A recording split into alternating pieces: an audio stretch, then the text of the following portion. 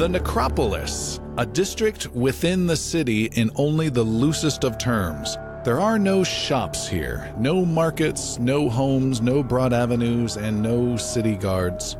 It is a massive walled-in cemetery with rolling brown hills dotted with tombstones and burial sites.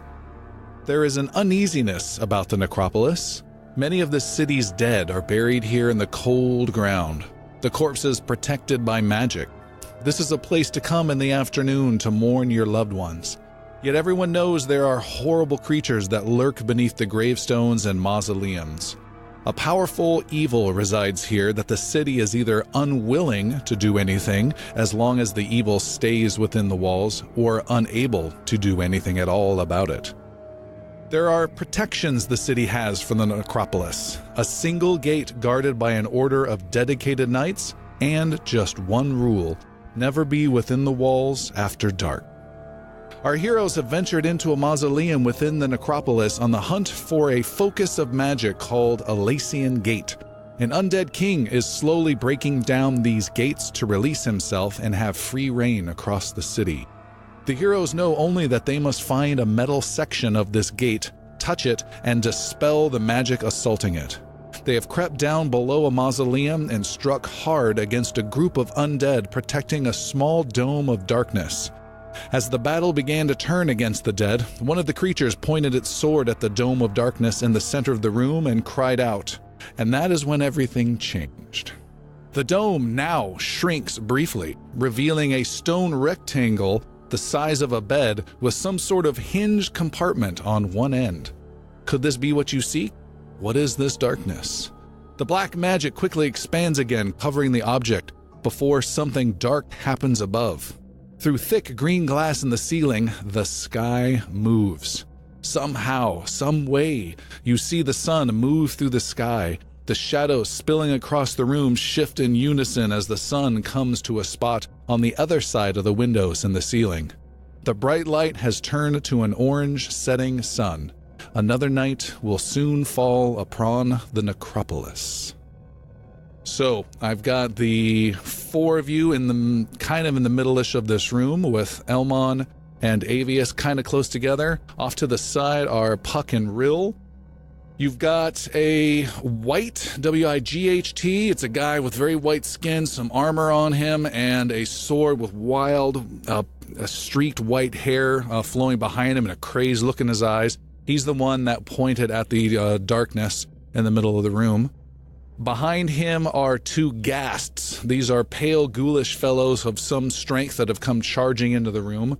And there's also at the far end of the room two cadavers that are running in, but they've taken some damage already. A couple of them have dropped. There's a few other undead that have already died. You're in the bottom of this mausoleum. There's a balcony around you in the ceiling. There's two doors at the far end. There's some strange portal contraption set up. You've seen something similar before on the right side, and there's a stairwell behind you. What would you like to do? Run! Yeah, that sounds like a good idea, actually. Although, looking briefly at the portal, the open portal to the what's to our right, is there any clear mechanism that's charging it, or like those plates or anything that we've seen? You do see the plates there. You do not see any portal in its place. It's the framework only right now. Okay, but the plates are there. Yes. Okay. Elmon will calmly. Yeah, you've got a friggin' ghast right in front of you, just clawing and clawing. Trying to, like, keep him somewhat at bay, Elmon actually turns the bow and shoots at one of the plates, keeping where the portal is. Okay. And then turns and let's run. All right, make a shooting roll, attack roll. Come on, baby. Choosing the right die. Daddy needs a strike. Are we still under initiative? All that craziness going on? Yes. 12. And that actually brings a good point. You are not first on the initiative, actually. Okay, well, carry on then. Then Sorry. No, perfectly fine. That did not count. And he's dead. Look, you have them all 20 side up. Yep. It's cute. Oh, that's going to bite you in the Yeah. ass. I'm sure. You The just two jinxed cadavers, one wounded, one perfectly healthy, come running forward. These are not slow zombies, and they come racing towards Rill and Puck and are now right on top of you, Rill, but they don't get a chance to attack just yet. They had to cover a lot of ground. Avius, you are up. You've got that wight with a sword in his hand who just lowered it at the darkness and is now bringing it up in position and raising it over his head to chop you in twain. Blade Ward. Oh, he's going to twain you. He's going to twain all over your Braid Ward. You know what? No, I'm running. Okay. You're just going to action is to disengage. disengage And then run. Run. All right. Avius backs away and races up the stairs to the upper section of the mausoleum. Where are you going? We need to leave here now! Is going outside going to be a smart play? It is going to be smarter than staying in there, I You think. can't hear all this. The wight chases after you and cannot get an attack in, though, but is right behind you with this sword trying to chase you. In the stairwell, it's a little lower, so he will be at disadvantage with his large sword if he's able to get an attack. Yeah. Next up is the bard of the group, Rill Stump Runner. Bard away. Do you know Cello's Accelerando? From EverQuest. Yeah, but I don't have an instrument, so Oh, yeah, no drum. No drum. I do have a drum, actually. I'm actually You got two cadavers right there. surveilling what's behind them, looking at this odd sphere, Okay. and Make an arcana or can. I never remember the word. Make that Arcana. roll. either Arcana. one, I'm Arcana sure it'll be roll. fine. There's an 8.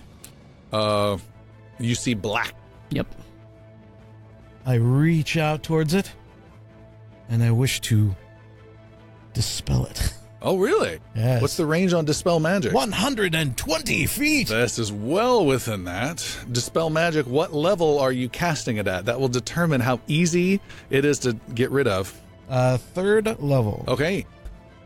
Turn the music down just a little bit. Can you describe kind of what that looks like? Absolutely. And then I will describe the epic fail.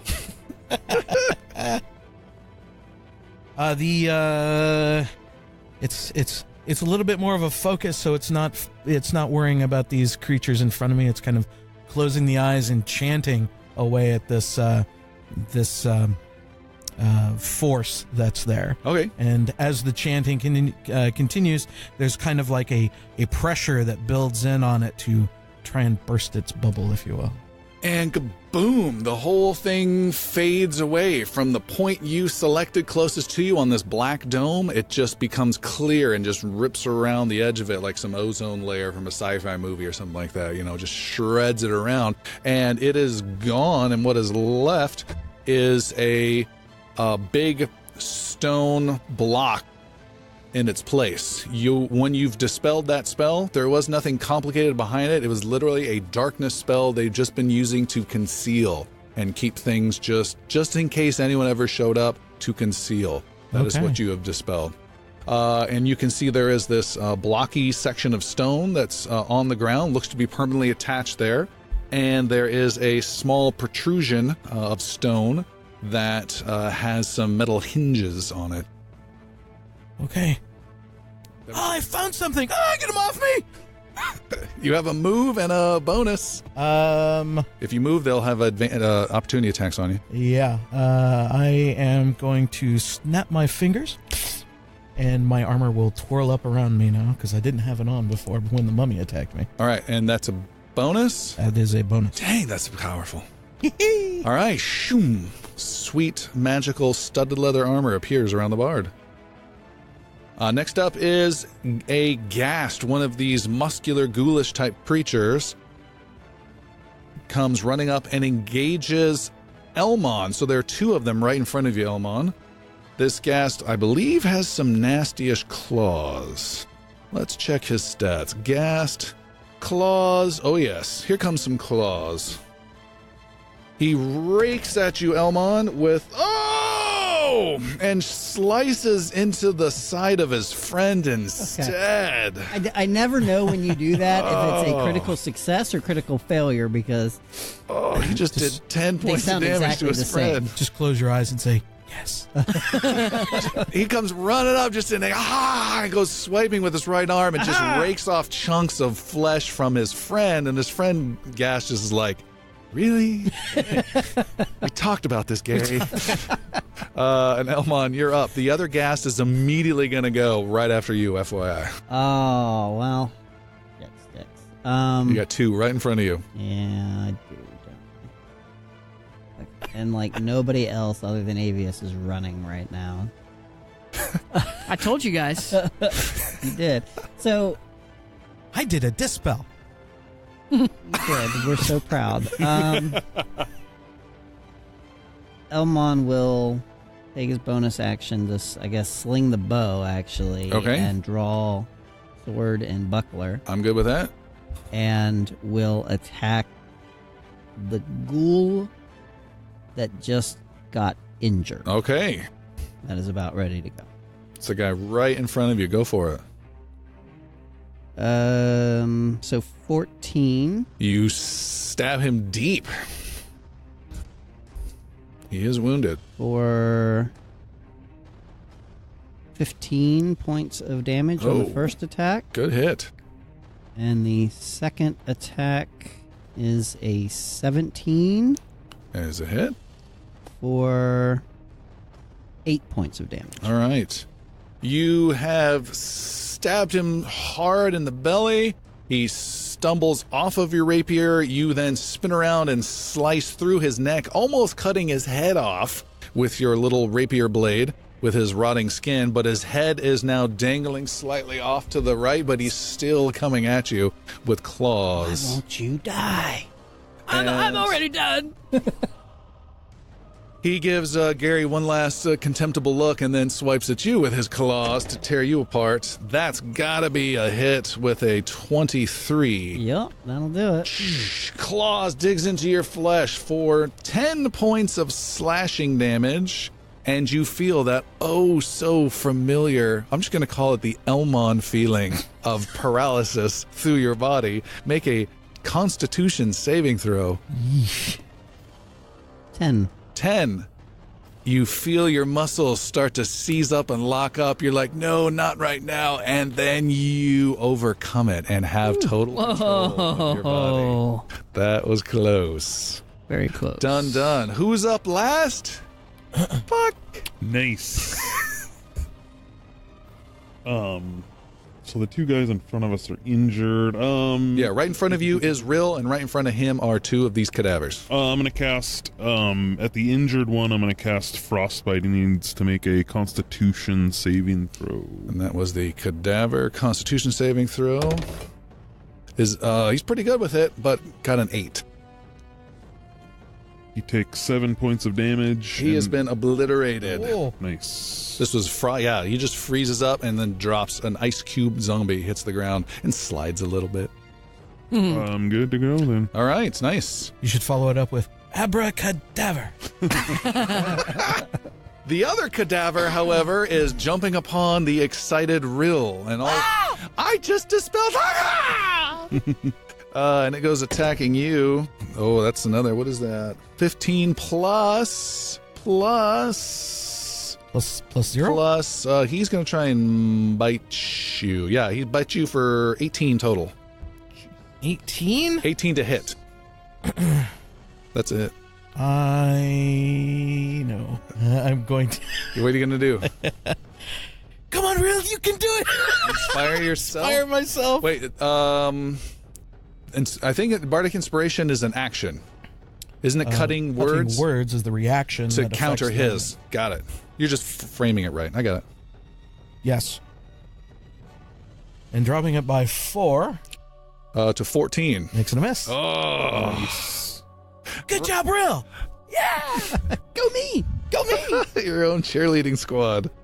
Avius, you are running up the stairs, left the group far behind. They're not a factor at all. You're back inside the Grey Ascent mentality at this point, and you've got this white chasing after you right now. And there's no one else Narrow stairwell back up to up here. that I know of is coming up into the chamber down below. Yeah, we're in an even fight now. Okay. Yeah, I stop and turn around and say, What's up? "What's up?" What's up, yeah? And I do. What's up, Whitey? He's damaged already, right? Yes. Okay. He's got a few scrapes. Few scrapes. Then I do. Is that Hunter's mark? Yes, he is. Oh, he is Hunter's marked. That helps us? No. Helps Oh, himself. him. Only me. Oh, I was just making Selfish sure it Elmon. wasn't Yeah, something you're the, else. Only you're the helping support. himself. He's the selfish one. I was just making sure it wasn't something else. like, we can take advantage of this thing. All this time, we weren't Hunter's marking? No. Can I Hunter's Yeah, I'm just gonna do firebolt. Fire bolt. Ranged attack point blank is disadvantaged. You and him are both disadvantaged. Okay. Roll it. Roll that beautiful firebolt. 16. Really? With disadvantage? Yeah. Nice. That is a hit. With 16 points of damage. Wow, that's pretty good for a cantrip. It is. Or running up the stairs, turning around. I do it with my hands behind my back. I don't even look behind me. Just a little wiggle. I'm just running and just wiggle my fingers behind me. There's a Wink. Yeah. call of pain. He's right on top of you. Are you going to move? Uh-huh. That will draw an opportunity attack. Okay. All right. He's going to attack you with a 15. 15 is my AC right now. Okay. That with your earth armor? Mm-hmm. Knowing his long sword was kind of limited in this stairwell, he is lighting on fire, and as the fire's erupting from the fire, a hand reaches out and touches you, Avius. And you feel the life drain from where he touches. Take 5 points of necrotic damage, and you need to make a Constitution saving throw. Or get a little itchy. Constitution save. What do I add to this? Your Constitution saving throw modifier. We don't roll those Constitution ones a lot. Yeah. You 12. don't want to. 12. You needed a 13. No way. Damn it. You feel your life drain around you. Your maximum hit points have been reduced by that same amount. So he did, what was it, 5 points? So, 10 total now. Oh. technicality, this Yes. I have my arcane ward Okay. that took that damage. Then we'll no maximum hit then. Okay. We'll do that that way. All right. I like that. You feel like it would have been more painful. So you just So you completely had- negated it? Yeah, there's a big fail to it. Let's do this instead. You take 5 more points of necrotic damage. Okay, so I That's still what- had my arcane ward, so I had 20 extra, so now that's down to 10. Okay. It procs at 20? It does now, yeah. How? What's the math on that one, just so I know? Yeah. That's Let me find it. huge. It's the nonchalant math check. That's huge. Cheater! Arcane ward. Wait for this Hit points convoluted explanation. equal to twice your wizard level, which is 7, Jeez. plus my intelligence modifier, which is 6, so that's 14, 20. Yeah. Yep. Well, your intelligence modifier is actually 3. 6 is your saving throw. You're right. Sorry. 17. 17. Okay. Sorry. No, that's good. I don't That's want. still a lot. I don't want to be a cheater pumpkin eater. All right. 17 is huge. That's like what? 30%? I had some of your healing taken away from points? me with that. Yes. You get to add on top? That's It is massive. it is 30% of my hit points. Yes, Yes. a real stump runner. Woohoo! Cadaver is grabbing you by the shoulders again, and it's just trying to feast on your shoulder. What do you want to do about this? Rarely do I take up weapons, but I still don't. And I... where am I at? Over there. Huck's got my back. Ugh.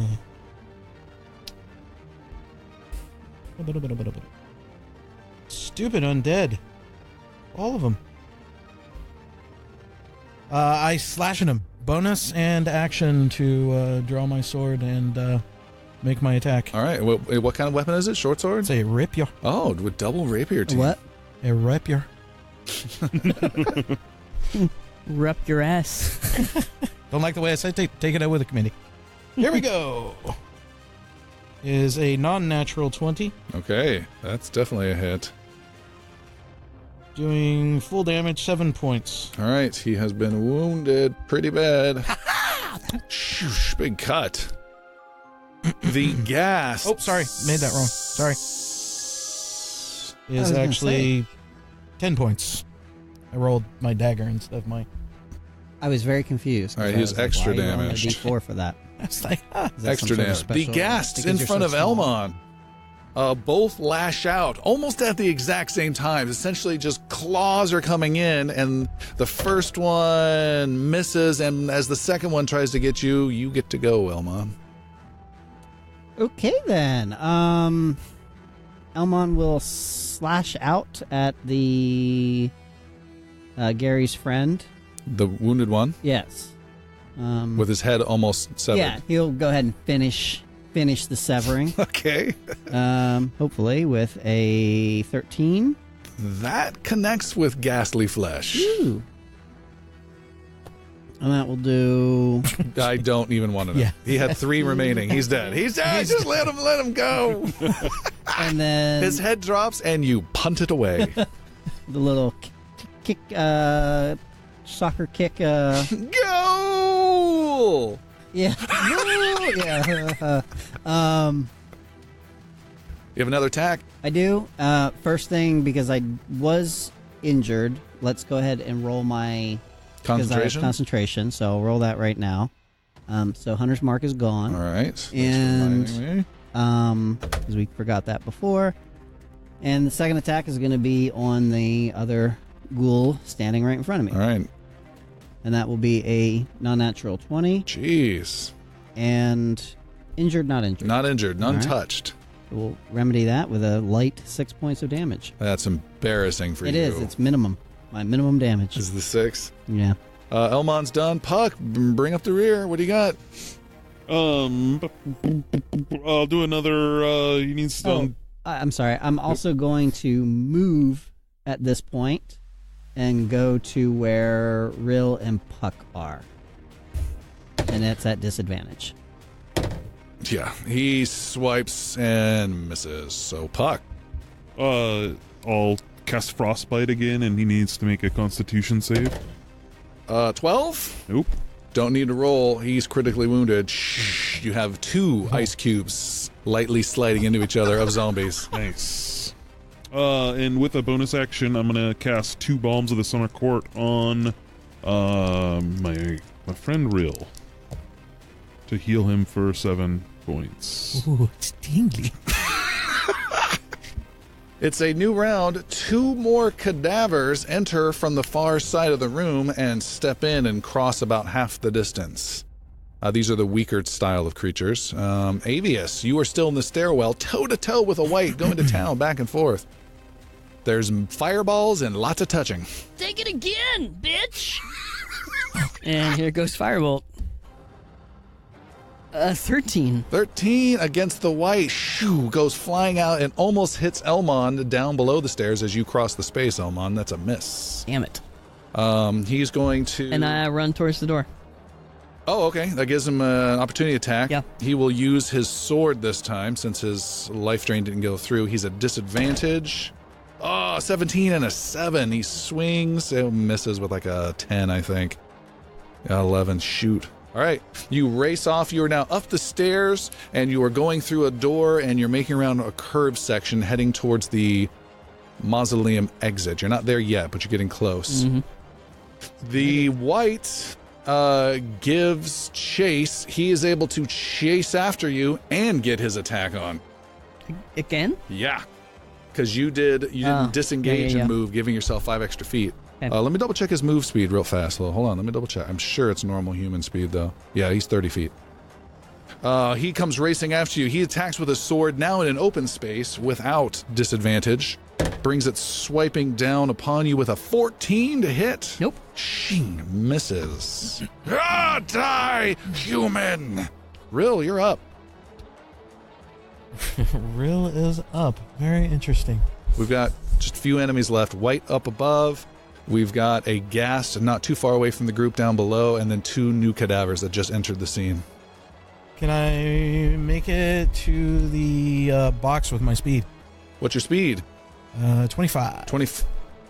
Why are you always the slowest in the entire... This is happening. All right, you can get there with a move. They move. Can I open something with a bonus action? Yes, I'd let you do that. All right. That's what I want to do. Okay. Haphazardly, dashing across, woo! And running into the little curve wherever the box is, and Just flinging attempting to flinging it open. All right, you flee. Great ascent! Woo! It's been nice knowing you guys. Yeah, he puts his hand into some dark hole and comes out with a metal spiral band around it.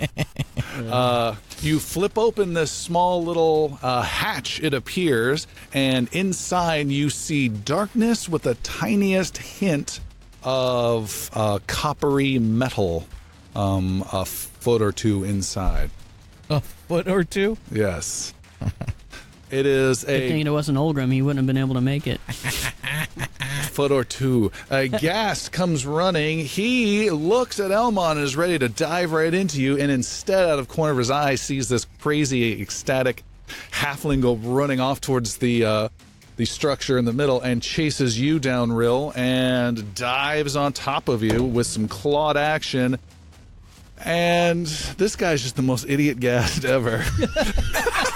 He just hands me whatever's in the box.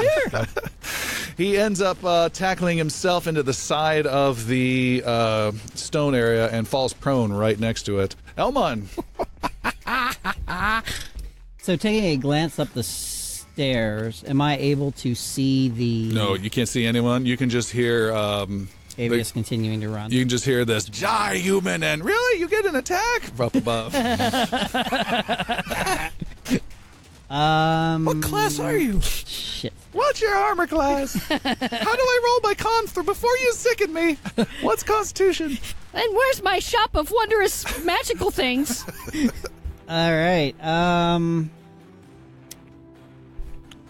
As much as I would love to go back to the bow right now, I feel compelled to protect Rill. You fool! I know, right? Not the first time I've done something foolish. I will charge at the ghast, I guess, or the ghoul, whatever's laying Ghast. prone. And what's your move? 35. You can reach him in one move. All right, and I, as a bonus action, I will Hunter's Mark him. Okay. He is marked. And then I will attack with my sword. You have advantage as he struggles on his back like a turtle in the sun. And he is injured, which is good.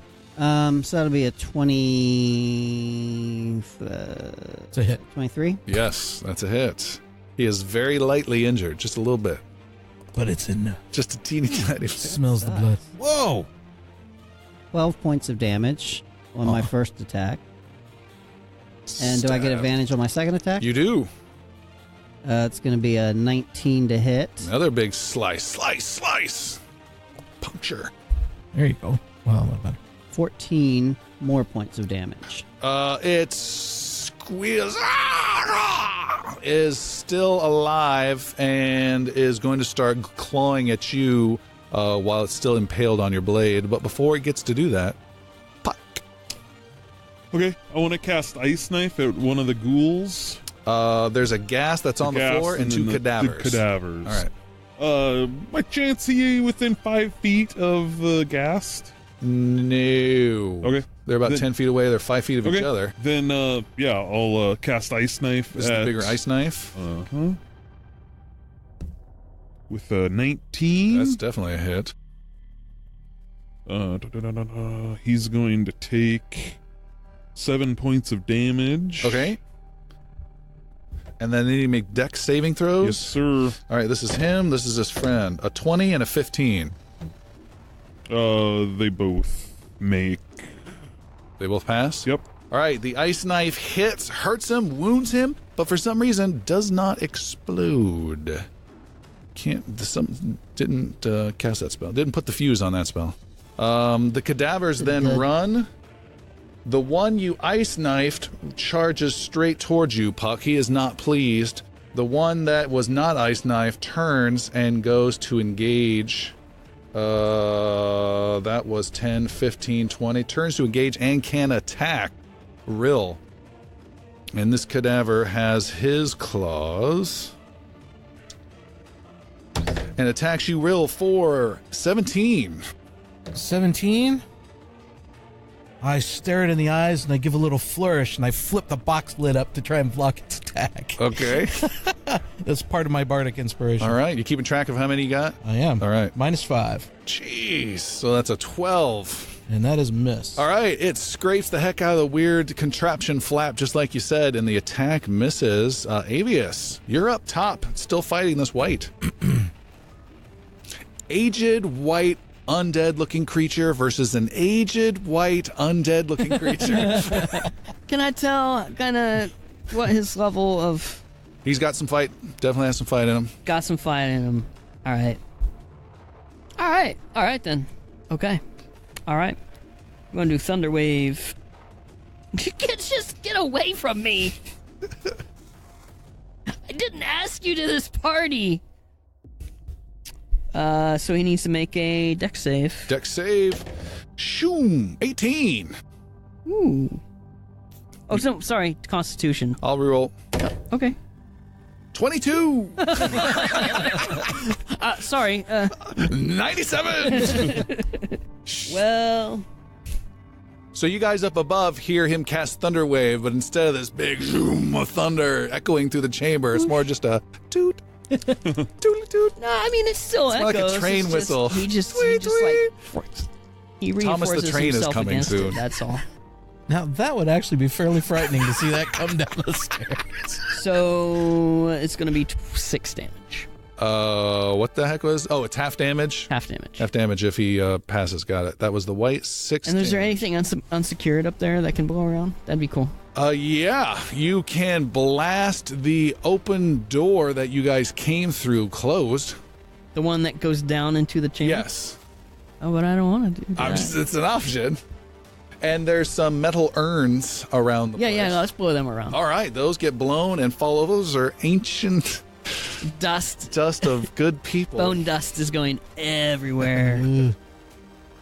I'm trying not to breathe. Angering the spirits that they belong to. Maybe they'll get in the fight finally.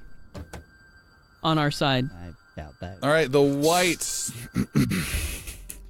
says, "Your magic cannot save you, wizard." Oh, I moved too. And you move? Well, damn it. Wait, hold on. I have something. Sorry. He scoots close. Your back is now against the locked door to this mausoleum. Okay.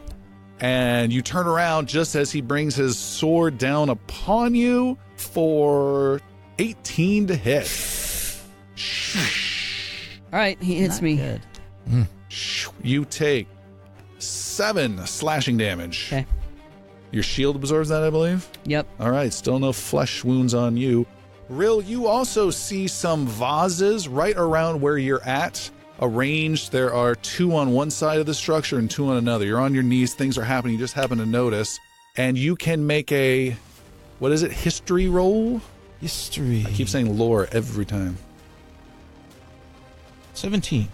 And you recognize some of the emblems that are on here match some of the crest emblems you noticed on Amariel the Necromancer's household. Okay. Very interesting. FYI. And it's your turn. And it's my turn. That was your turn. I don't want to know them. I don't want to know it. Looking down into the box. Yes. You said it's dark. It's about a foot down. So this is in the back. Indiana Jones, number 2. Number 2. This is the trapped room, and like your hand goes into Iggly Googly. It's like a dark thing like that, but there's this metal rod of shiny coppery brass type orange color that slightly reflects. Interesting. And whatever torchlight your group has. All right. Here we go. Giving a little flourish to the creature in front of me, I hop down into the space and grab up the rod that's in there. Oh, the space. I'm sorry. The space is literally like I'm talking about Indiana Jones scene. It's about 6 inches by 6 inches. Then I just and it goes about a scramble foot down or two in. and reach in and try to pull that thing. All right, with your small arm, it's extended full in. You've got your head wedged against a tight, while there is a cadaver behind you still trying to kill you. Oh, it's behind the box, so I can't see it. Oh, okay. It's just ignorance is bliss at this point. Ignorance is bliss. All right, That you reach object out. Permanence. If you can't see it, it's not there. Yep. You grab onto this metal, and it feels very cold in your hand, and there's almost like a thrumming vibration to it. I try to dislodge it away if I can. It does not move. Does not move. It is held in perfect place. Oh. I don't suppose I'd be able to sense or get an idea if it's magical. Sure, make an Arcana roll. 15. Yes, it is. It is? All right. You So can- I have knelt down, grabbed this thing. I don't like that it wants to do that. I will dispel this particular item too. Okay. I need to ask again. These are taking spell slots, mind you. Yeah. What level are you casting Dispel Magic? at? Level 3. You weave your spell again, and you can feel magic around this, and there is definitely a barrier preventing you from accessing this magic. You're not sure its function, but it is definitely trying to prevent you from doing what you're doing and canceling it. You need to make a roll, as you did not match the level of the spell. It is a D20 plus your spellcasting modifier. D20 spellcasting, and you know the I know the DC. you know the DC. I rolled a natural 1. Okay. However, Yes. I am a lucky son of a bitch. My halfling race allows me to ignore the first roll of a natural 1. You lucky? I am very lucky. Yeah, halfling luck. Halfling luck. And I will make another attempt. Okay. Ah! No, can't touch You it that take way. your tongue off of it. Oh, not much better. 4. Wait, what was it? Spell DC. Yes. DC. So, Spellcasting modifier. 7. 7 total. You cast your spell and it fizzles. You are unable to break through. You can certainly try again later using up more precious spell slots. Next up is the Ghast. It is clawing with disadvantage at you, Elmon, as it's still impaled. It's doing the Lord of the Rings, pulling itself up the sword Yep. thing. On its back, trying to get you. It rolled a 4 and a 4. Those will be misses. Yeah. Even with plus 5, total of 9? Still no no, good? yeah, So no, it's no. just clawing at your Slightly less than weapon. my armor class, yeah. And Elmon, you're up. Goodness gracious. So there's one cadaver at Puck, right? Yep, one at Puck. One cadaver on Rill, Yep. and then I have a Ghast. Each one of you has one enemy, actually. Yeah. And the strongest one's actually hanging out with Avius by the mausoleum door. I will draw my sword back out of the Ghast and then stick it right back in again. Oh, you have advantage. 24. Is a kill. I'm sorry, 20. That's a kill. 20-something. He has 3 life left. And then leap forward and attack the cadaver that is going after. Transferring Hunter's Mark. It's a bonus action. Yeah. All right. And then attacking the one that was, basically leaping between Rill and the Sure. cadaver and making another attack. Oh, knew I could count on you. For 16 to hit. What's up, Tim? Oh, I didn't know you could move Hunter's Mark without it It's a bonus action. being If the dead. guy, If he's- they drop he down to dies, 0, yeah. I can move it with a bonus action. So it's not on No. it yet. It was Okay. on my guy. No, because I lost concentration So from you had to taking recast damage. it. Oh, okay, So- okay. So it'll just be up. Well, then, yeah, probably. You good? So I do hit. But is it injured or not? No. All right. So, dang. Well, this now is it's not injured. Good. 6 points. 6 points. It is now injured as you stab it a bit. Just a little bit. Puck, Just nick it. You got an injured one right in front of you.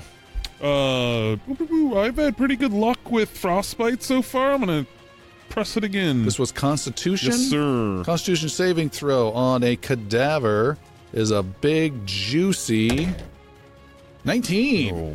Shrugs that off. It is not joining its friends on the floor as an ice cube. Yep.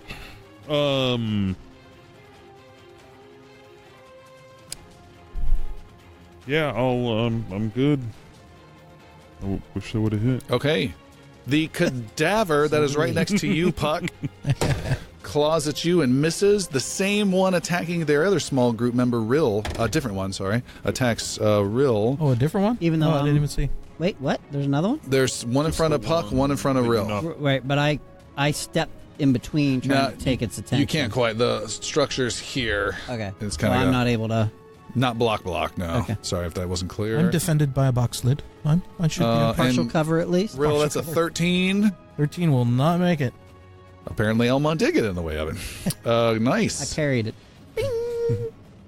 Up at the top of the mausoleum with his back towards the door, the white says to you as it extends its hand to touch you, "Your shield is gone, wizard. You will feel death." But you get to go first.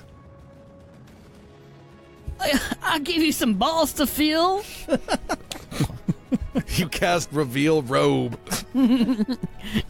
Or fireball, same thing. So fireball. Fireball What? at this guy who's right there. He's gonna be right behind. I'm gonna do it right behind me. You know.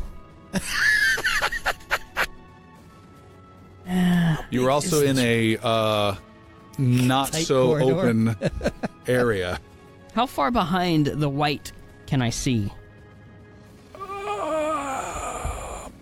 Who has the torch? I'm curious. No one has a torch? There's a lantern sitting on the ground in the middle of the that's right. thing. 0 feet.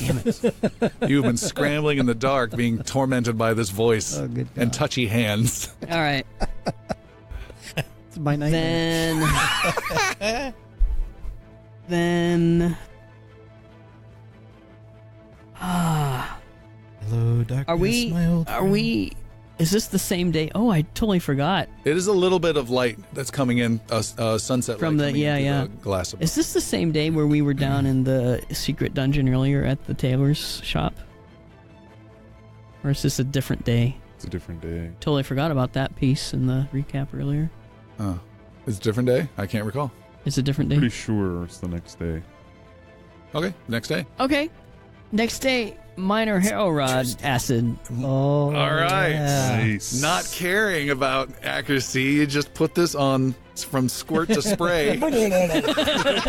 Start doing the super soaker pump I just action. opened the cap. Shake it. CO2 be damned. All right, what the heck does that do? I can't remember. 30-foot cone of acid. And what does it have a roll that needs to be Should I look it up? 17 DC. of what? Dexterity? You're stringing I me don't along here. have it. What the hell? I don't have the details written down. You just like what happens. It's like your most powerful magic item. You should have this thing. Where? I've got it. Oh, here it is. It's totally right there.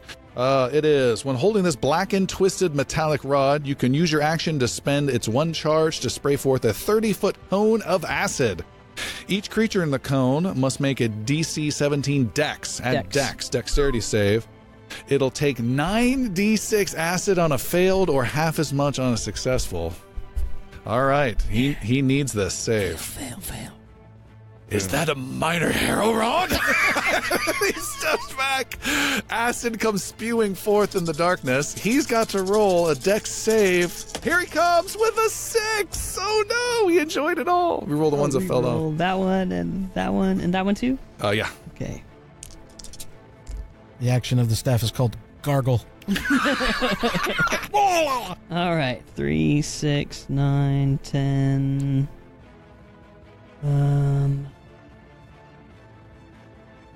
15, 21, 24.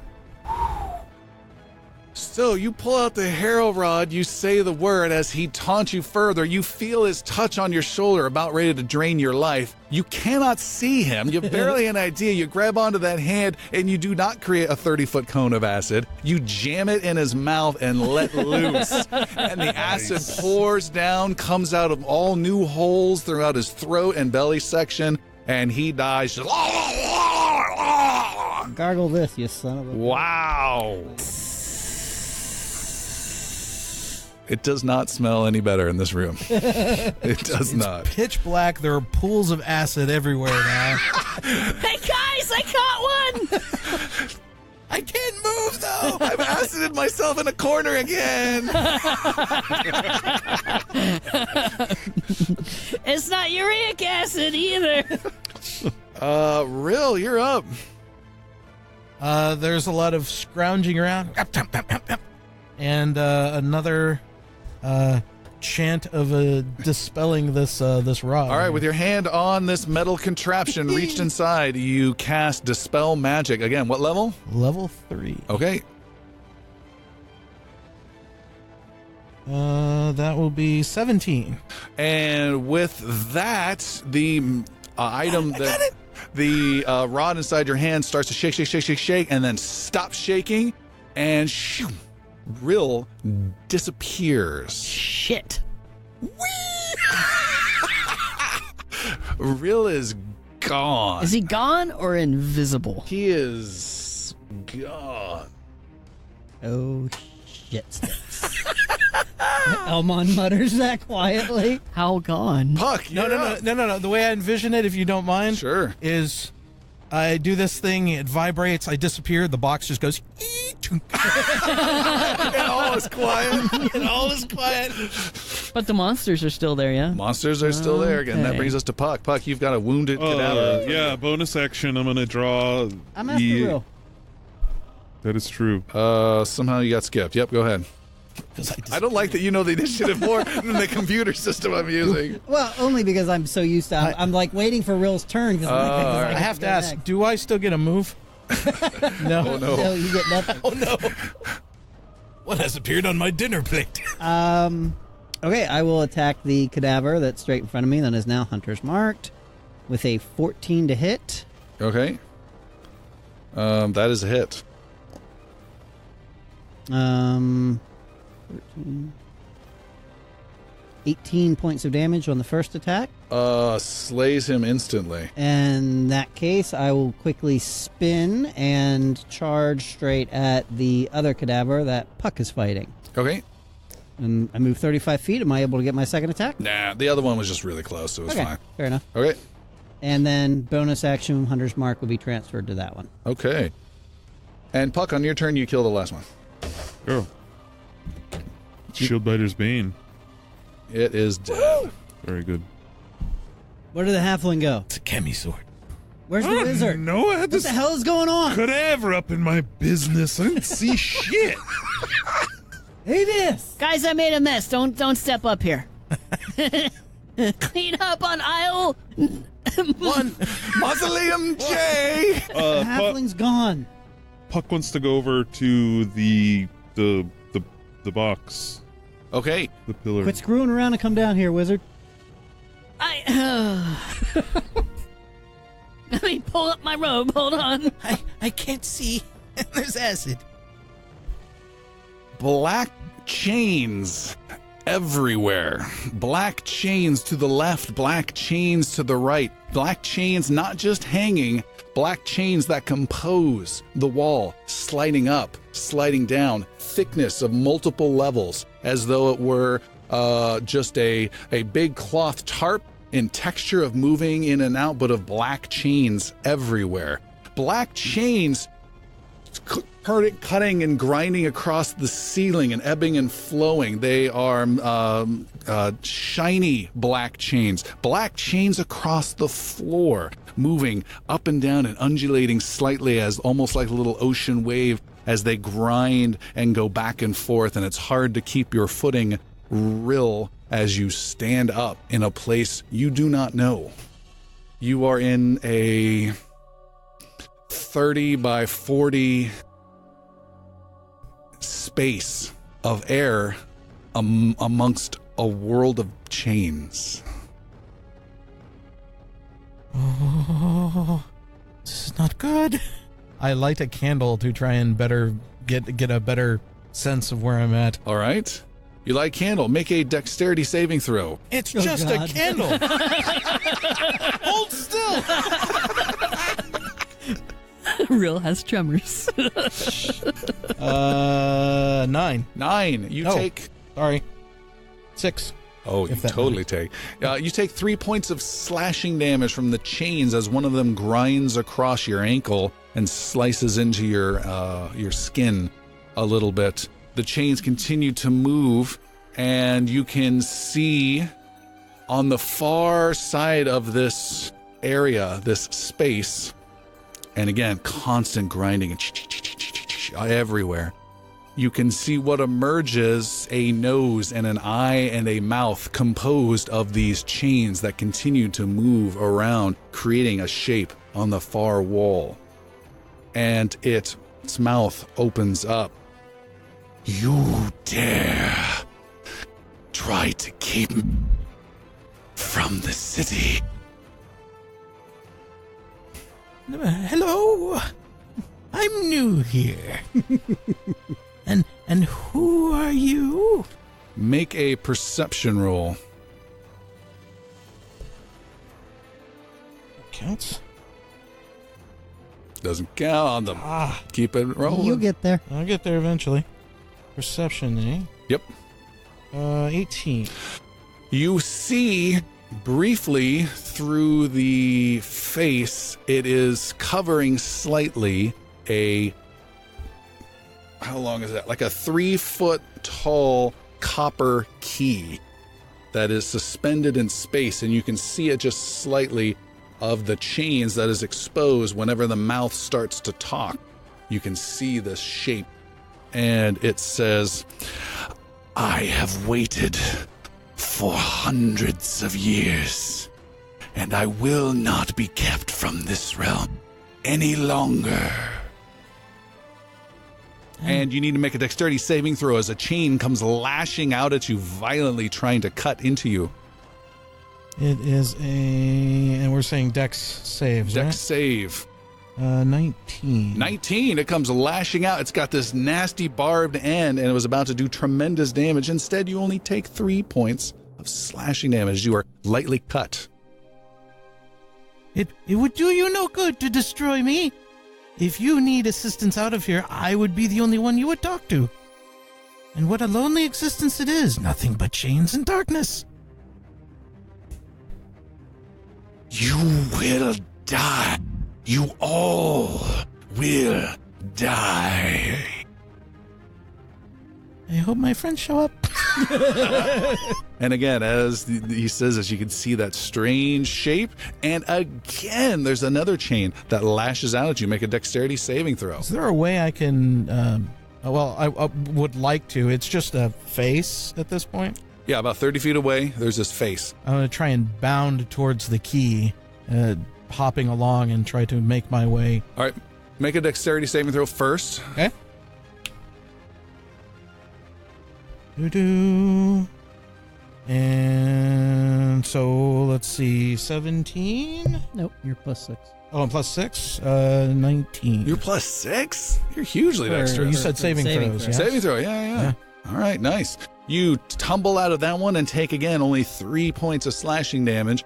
And you see the chains that are lashing out to attack come from strange angles. Like, you know it's coming. You just don't know which one of the millions of grinding chains it is. And the ones that come out are not only barred, but have some strange dripping necrotic goo as they fly by, slicking the quote-unquote floor that undulates underneath you. I'm imagining like a not-so-cozy waterbed type sensation as you're walking along. You said you're trying to hop along?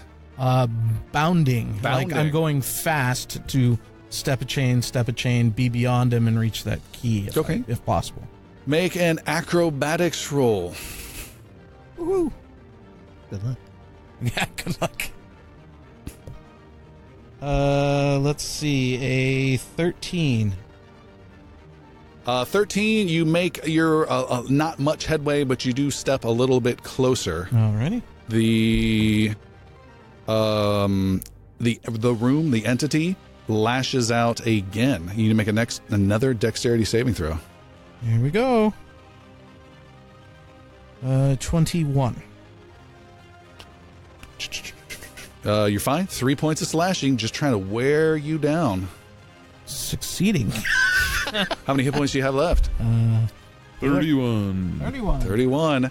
You have a feeling you do not want to be directly hit by these things. What would you like to do now? You said it's 30 feet? Yeah.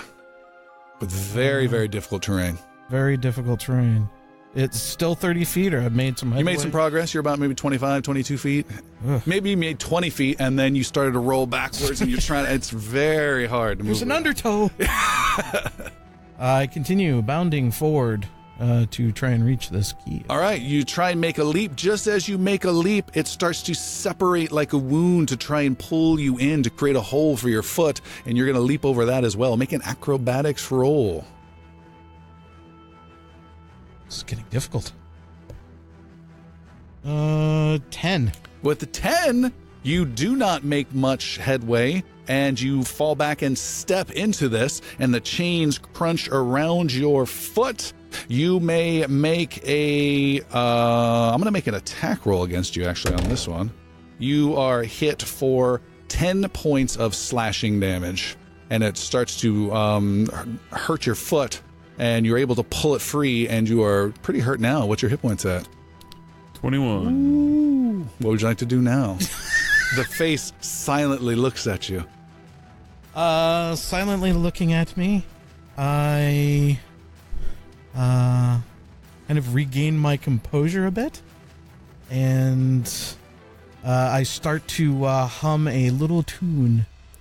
This tune starts to cause the area around me to glow a silver with a gold sheen, and it just encases me in a little bubble, and I disappear. And I reappear next to the key. How is this happening? What just happened? I'm the game master. I'm the decider. What just happened? What just happened? I actually don't want to say to the group because I think it's a cool concept. I will show you. What is the spell name? What does the start with? Letter of the start with? D. Let me look at your spells. So I have some idea if this is even. No. These always work out so well for us. Kill Puck does not start with a D. I don't know why you. Let's see. One action. Shoom, exactly what you said just happened. You are now inches away from this face, the ground continuing to move around and undulate, and you're just holding your position right in front of it. You cannot see the key in any way. I cannot see the key anyway? Like, it's not here, or just... It's the face is similar to how the dome of darkness was covering the structure. The face is jutted out in front of the key. The only time you saw it was from like the lips and stuff as it's moving around. So it's inside the thing. And inside the face, yes. Inside the face. So where I envisioned it was, am I inside the thing? Nope, you're just outside staring right at this 8-foot tall face. I charge into it, moving into the face itself. Okay, you try and you cannot get your hands through it. Just tons and tons of chain just going up and down and grinding. You can't try and pull, and you take 1 point of slashing damage. And it's a face, mouth, eyes. Yeah, it's a face. You have these undulating chains that make up lips that are just staring at you. These eyes that are just staring at you. All black, shiny chains. I have another spell to cast at that point, though. Okay. I will, sensing that I need to gain access, I do the spell of hideous laughter. Okay. And have you ever heard the one about... And I let loose a barrage of jokes to try and get it to laugh. All right, and what is involved with that? He has to make a saving throw? Saving throw. Wisdom. All right, he will use a legendary resistance and pass that saving throw. Jeez. All right, then. And the face is just stoic, has not moved at all, and just is staring Close right lip at you. Smirk. In return, however, a chain comes lashing out from the side. I don't roll that. You roll that. Dexterity saving throw. Dexterity saving throw is a 21. You take 3 points of slashing damage as you are lightly cut again. What would you like to do? You will not be leaving this place. You kill me, there's nothing else here. My friends will never let you out. I will access the Bane Warrens and relight Goth Gulgamel once more to rain hell upon all of this world. You can see the key as it speaks. As it speaks, if it keeps speaking, I make an attempt to try and get inside. You need to make you can't climb inside, but you can make a sleight of hand. I'll do that. Okay. Here we go. Oh, an 8. You reach, you are not able to do anything about that. You can't get in, the mouth closes, and you need to make a dexterity saving throw. Time is going by. I will make a 13. 13, you are hit for 5 points of slashing damage as you are hit hard, and 10 points of necrotic damage as you are shredded to unconsciousness, I believe. Nope. 2 hit points. 2 remaining. What would you like to do? Oh boy, oh boy.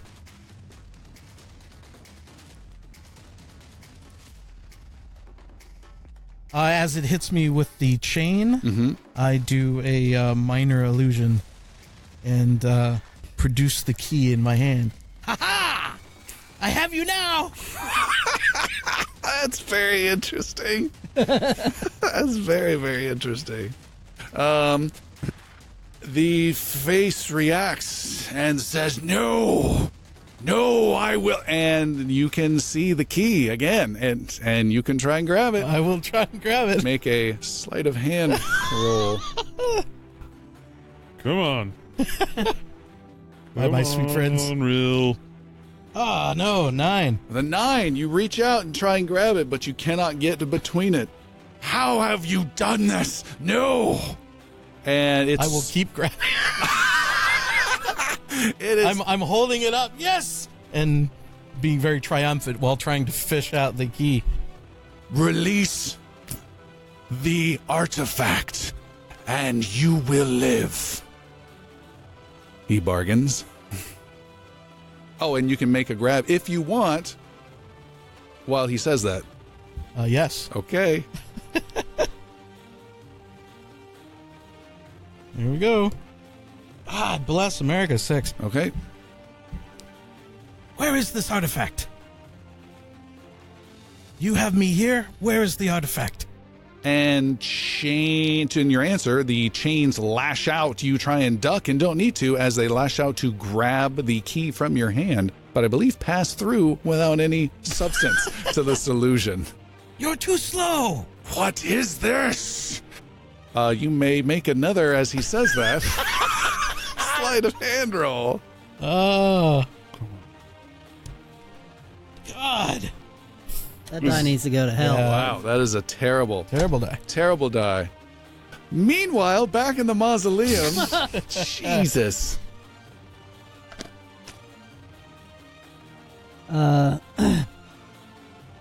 Rill had his hand in the box and then said abracadabra and he disappeared.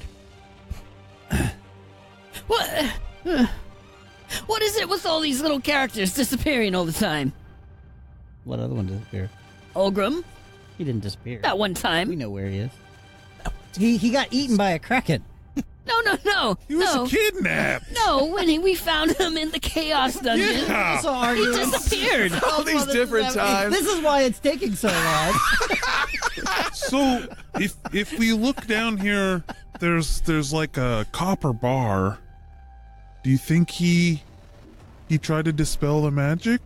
I would think so. That's what What? Amariel What? said to do. Copper?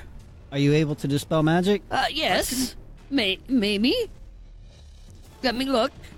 Puck, did you want to? You I seem can wanted do to. it. Can more than one hand fit in this thing at the same time? Not easily at all. It is possible, It is not easily possible. but it is possible. It's not impossible for me to say that it's impossible. What if we make a little chain?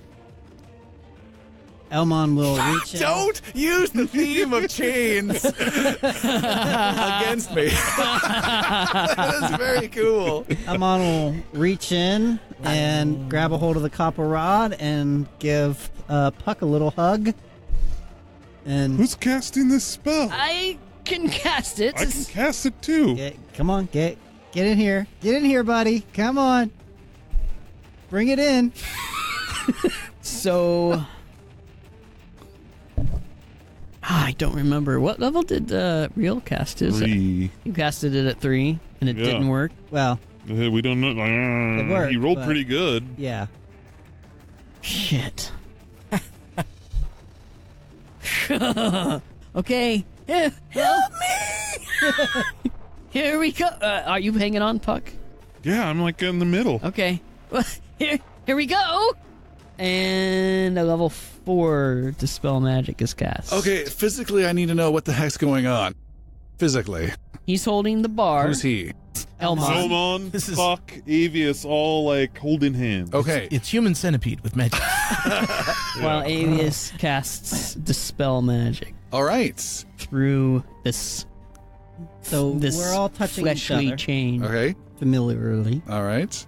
and I'm holding onto the copper rod. All right. You cast from a bit of a distance through the group the Dispel Magic at what level? Please don't hurt. Please don't hurt. Level Please don't 4. hurt. 4. And shoom.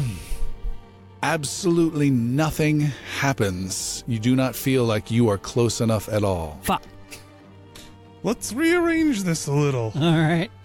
So Puck will reach in and grab it and then do the same thing. I don't know what order you guys want to go in. Can Elmon be holding on to it as well? It's not working. Okay. Well, you know. It wasn't possible. Okay.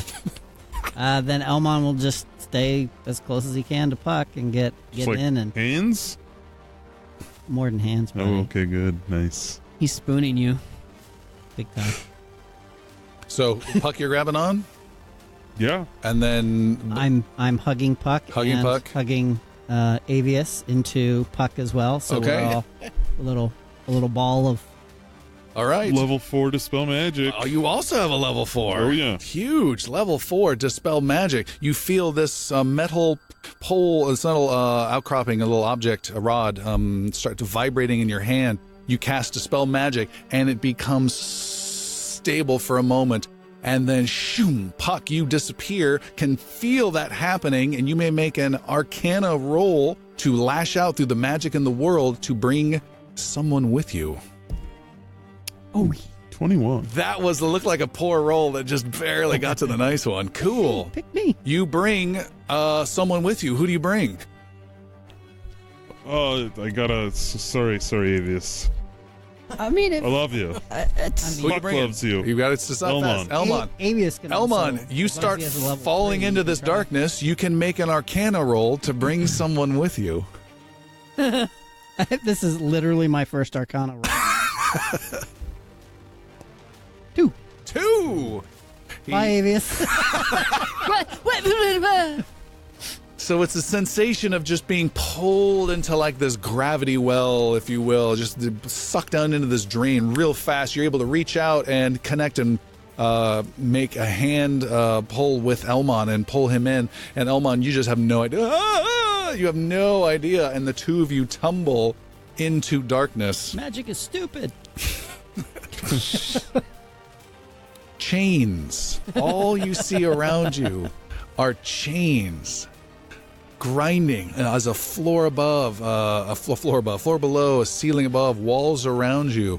You may make perception rolls, each of you. 21? No, non-natural 20. A natural 20. Ooh, yeah. Okay. Which part of Rill do you see first? All of you, both of you can see, is that a face of black chains? Or you can see this face staring at you across this strange space. You're trying to make sense of where it is, and it just makes no sense to you. And you can also see as it kind of turns directions just slightly to face you, you see some strange coppery rod type shape where its lips are as it moves in, and then you can no longer see it. And Puck, with a natural 20, you can see on that far side of this space, 30 feet away and in the wall, you can see the face of Rill descending into the wall of chains with his eyes closed and his mouth open in horror. 30 feet away? Yeah, and Rill, you have 0 hit points at this point, and you have 1 death saving throw against you.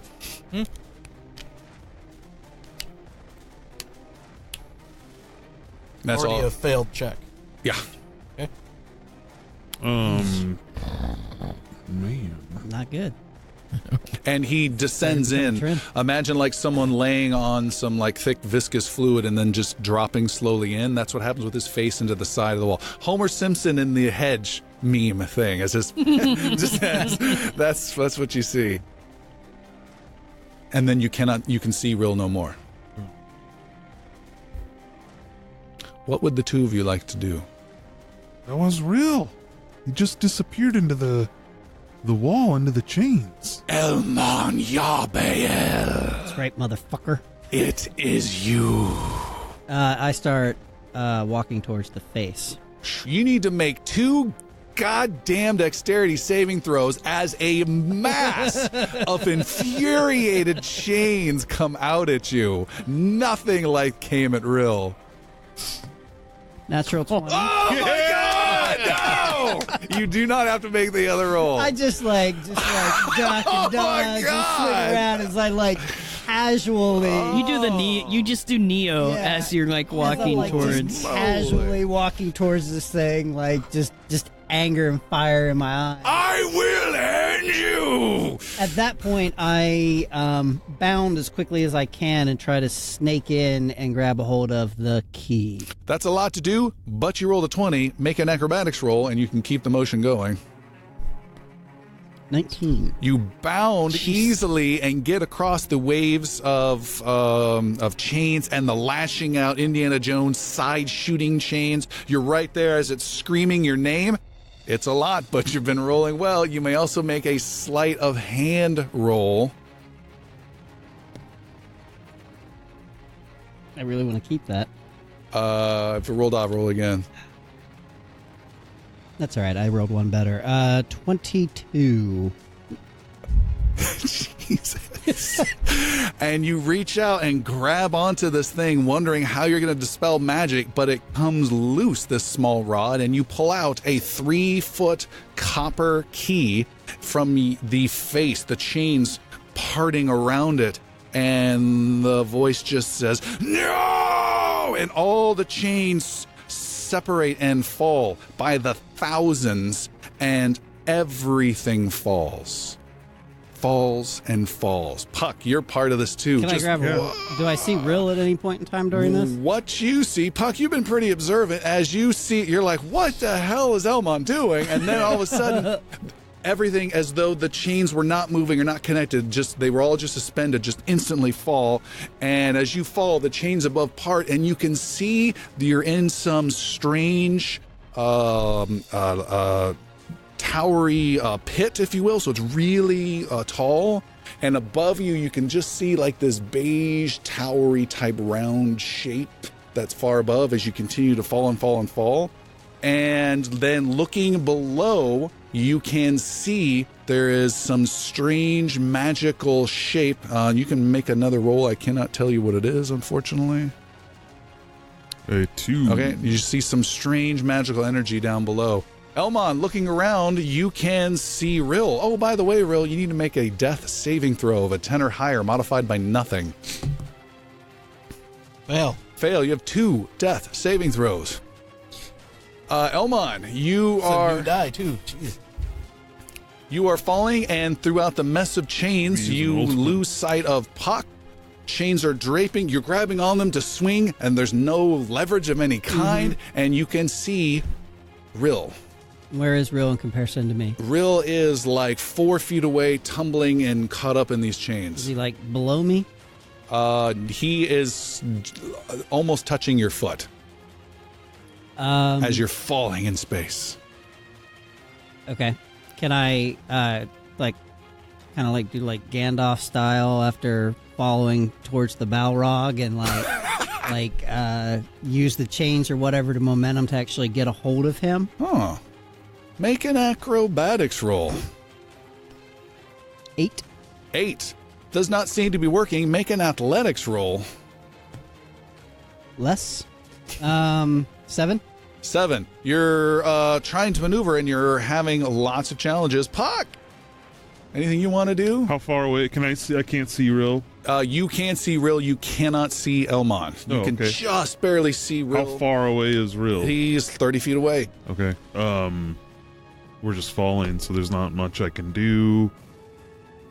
There's a whole bunch of chains between you and him, and you're just falling in space. Yeah. Damn it. If you come through. Meanwhile, in the mausoleum, yeah. Avius just jumps up What as I high want as to he do, can in the I air. don't want to do because I don't want to hurt him. Okay. I was thinking Thorn Whip, but if I hit him, I got him! And I killed him. yeah.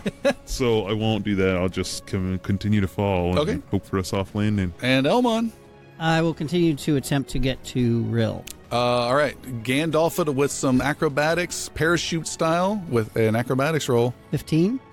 15. You Or are at least able to touch him. twist your body. You're actually trying to push aside chains as you're falling, and it's very clumsy. It's really, really hard to do, and your last bit of effort is you literally just grab onto some chains and pull his lifeless body towards you the last few feet, and he's right there. You can hold on to him and hug him to death. I do, and And he dies. What? and I bludgeon him. 1 point of bludgeoning damage. I will, in that, as I get a hold of him, I will basically turn him so I'm like below him in the fall. Mouth to mouth. And I would rather just cast a level 2 Cure Light Wounds on him while I'm holding on to him. All right? So I'm hugging him back to life And healing energy returns. for 10. 10 points. You are stabilized. You have plus 10 hit points now, Rill, and essentially... You wake up and I'm like, hey, buddy. You wake up, you feel We're in a lot of trouble. elven arms around you, dark chains, there's air just blowing past you. You see some magical energy, and then you and Elmon are just going, ah, as you're falling into this magical energy. And I hand him the key. Hold this. And then continue. Any last words, Rill? I win! Grab the key and hold on to it for dear life. Avius, you hear some strange little rumble behind you. Behind me. Yes. You turn around and the portal contraption phases into life and a black ring of magic appears around it. Shit. I run. Where do you run to? The door. All right. You run to the door to the stairs? The door out of the mausoleum. All right. That's going to be us popping out of there. I'm hoping. You run to the stairs, stepping delicately over black, oozy, green, evil acid at the door. And you can leave, yeah. Harry! You hear the door go ka-chunk, and then you hear this crazy, like, giant cargo ship unraveling of chains from an anchor sound. Just endlessly going on from down below, just rattling as thousands and thousands of these black chains come shooting out of the portal. What's up and down to them is now horizontal to this realm and just comes shooting out like crazy spaghetti gun or something and slam into the stone box in the middle of the room, just pouring out and pouring out and pouring out and pouring out. And then out comes a goblin and then some tandem jumpers of Rill and Elmon. And each of you guys can make an acrobatics roll or suffer 3 bludgeoning damage. And I say... Jesus. You take 3 points of bludgeoning. 16. Really got hit again? I got hit again. All right, real. Everyone lands and pushes up against gentle chains that morph except Rill, who just hits that block hard and uncomfortably, right on the edge. Poor guy. It's not even that. It's the key that just comes up. You land on the key awkwardly. Avius, you were saying something? I turn around to see this sight, and my jaw just drops, and... Hey, where were you going? Mr. Wizard! Good to see you. I was getting the door ready for you. Motherfucker. I'm so glad you're back. So the last of the chains comes sliding off that stone square, and all is quiet again, and Rill is picking yourself up off the ground with a big, key dent up the side of your face. And there you guys are. We need to get the hell out of here. Oh, hi.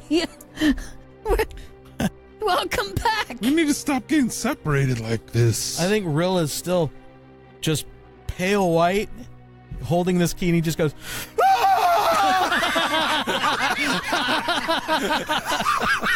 As he's doing that, I'm throws him off of him. I go up and touch Rill lightly on the shoulder with a level 3 cure wounds. That's not light at all. Can I panic and run? No, huh? The portal. What's happening with the portal? Come here, buddy. I think I've got a twitch. You can see the portal is still there. And open? It is open. 21 points. I go up to it and touch the 2 plates on either side of it. Okay. What happens? Nothing. Wait. Don't go in there, wizard. It's not nice. No. What was it about the key? We have it. I'm sorry. Yeah, you do not have the key. Rill doesn't? There is no key. Can Okay. you elaborate on that a little bit? When you grabbed the key and took it, when the face screamed no and the chains disassembled, the key faded out from your hands and fell apart and is gone. Totally forgot to mention that. So sorry. Also, you're dead. All dead. Yeah, there's no key. Okay. Well, I have to, you don't have to explain why we're carrying around a 3-foot copper key. Well, A 20-foot copper door. Yeah. Wait, what? It unlocks every door. That's its special feature, but you just can't physically get it in the lock. the way it unlocks This it would open it. is by using it as a battering ram. Yeah. I have the key. So nothing. I touched the nothing. Okay. Can I take, like we did in the temple? Can I pry those plates off the wall? Absolutely. Okay, I do. You grab on and pull. It's going to take a little bit of strength. Let's do raw strength roll, please. Your forte. You see these singular, thin, ropey muscle on his arm overextend itself. 14. 14. And boom. Minus your 1? No, he said raw. Okay. So what's your strength modifier? 13. It takes some effort, and you wiggle and you bend, and finally, boom, you get it off. And unfortunately, it does do 1 point of slashing damage to your palms. Ow. And then, shoom, the portal closes and black energy lashes out, and you need to make a dexterity saving throw as this black energy blasts all around you, Avius. Okay. Dexterity saving throw. Sounds bad. Can't be worse than mine. 15. You succeed and take 15 points of necrotic damage. I succeed and take 15 points of necrotic damage. Wah! I stand up and I wipe my brow and shake my hand off. You have gone like all of like 10 feet and taken like more damage than almost anyone else. These guys have traveled through dimensions and they're not as hurt as you. Yeah, Puck is They didn't pry magic gates off the wall. Can Elmon just kind of jerk the other one off the... You can jerk the other one off, yes. Yeah, baby. That'll be a Let me jerk reused it off. sunlight. There's going to be a lot of necrotic damage come out when you're done with that. Make a roll to jerk Don't it. do that. You're good. Don't make that roll. Don't make that. I'm ready to jerk it. Don't. It's mesmerizing. Just- Well, I already did all the things. You're just like... Real wants to go over and Thank you, check out these vases. Okay, you go to these vases. Vases? These are vases. It's a vase if it's under $10. I like that. 10 gold or less space. You may make a roll. I will not tell you what the I'm roll almost afraid is. to. Is this roll advantage, disadvantaged, straight? It's straight. 12. 12. You cannot make heads or tails of these vases other than they appear to be magical in nature. Someone just knocks him over with his bow. No, I'm kidding. These have her sign. Well, let me take All a of look. these have her sign. Let me see. All right, you may make a roll. You may make an arcana roll, to be more specific. Oh, that was awesome. Well, he didn't say what it was before you rolled. No, that's so- all right. What is it? 11. An 11. Open them up and doing the pixie stick taste test. Yeah. You lightly touch them, kind of cast some minor little magic around, but you're not sure what the function of these. What'd you get? 11. You're not sure the function of these. You know that physically moving them would do something. So, Not thinking about moving these, are you? well, I mean, we could experiment. You see he's got a spellbook open to Thunder Wave. I don't know exactly what they're for, but I think if they were to move, something may happen. Let's hold off on moving those. Okay. I want to take a look at them. Puck? Yeah. All right, Puck gets down on all fours and also make an arcana roll. 16? 16. 17, excuse me. 17. These are being used to funnel some magical energy from the Lacian gate. So taking a look at this, you believe the gate itself that is keeping this undead king in place. The gate is here on the floor, like some sort of magic symbol or circle. You're not sure what. And the undead enemies created this strange stone contraption on top of it to help wear away and work against this gate. You can't even see it, but you know it's there. And now these vases are not part of the gate's construction. They are not part of the gate's deconstruction of the stone object, but they are somehow taking some little bits of power away from the gate, siphoning off a little bit. So there's a gate underneath this stone pedestal, and these vases are taking power away from it. Is it giving power to her? All I know is it's taking power away from the gate.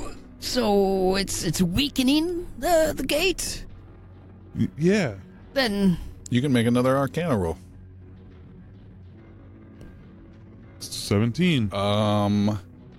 It's not weakening the gate. it's taking Drawing excess spillover power. type stuff. Yeah. It's drawing power from the gate. Oh. Elmon shoots it with the bow. Well, we should probably break them then. Yeah, I would agree. I think we want this gate to be good and strong, yes? This is what's holding back the... No, this would weaken her. But it would strengthen the gate. Which is... That's not what he said. He said it's just sucking overflow. The access energy from the gate? I don't know, I just play a lute.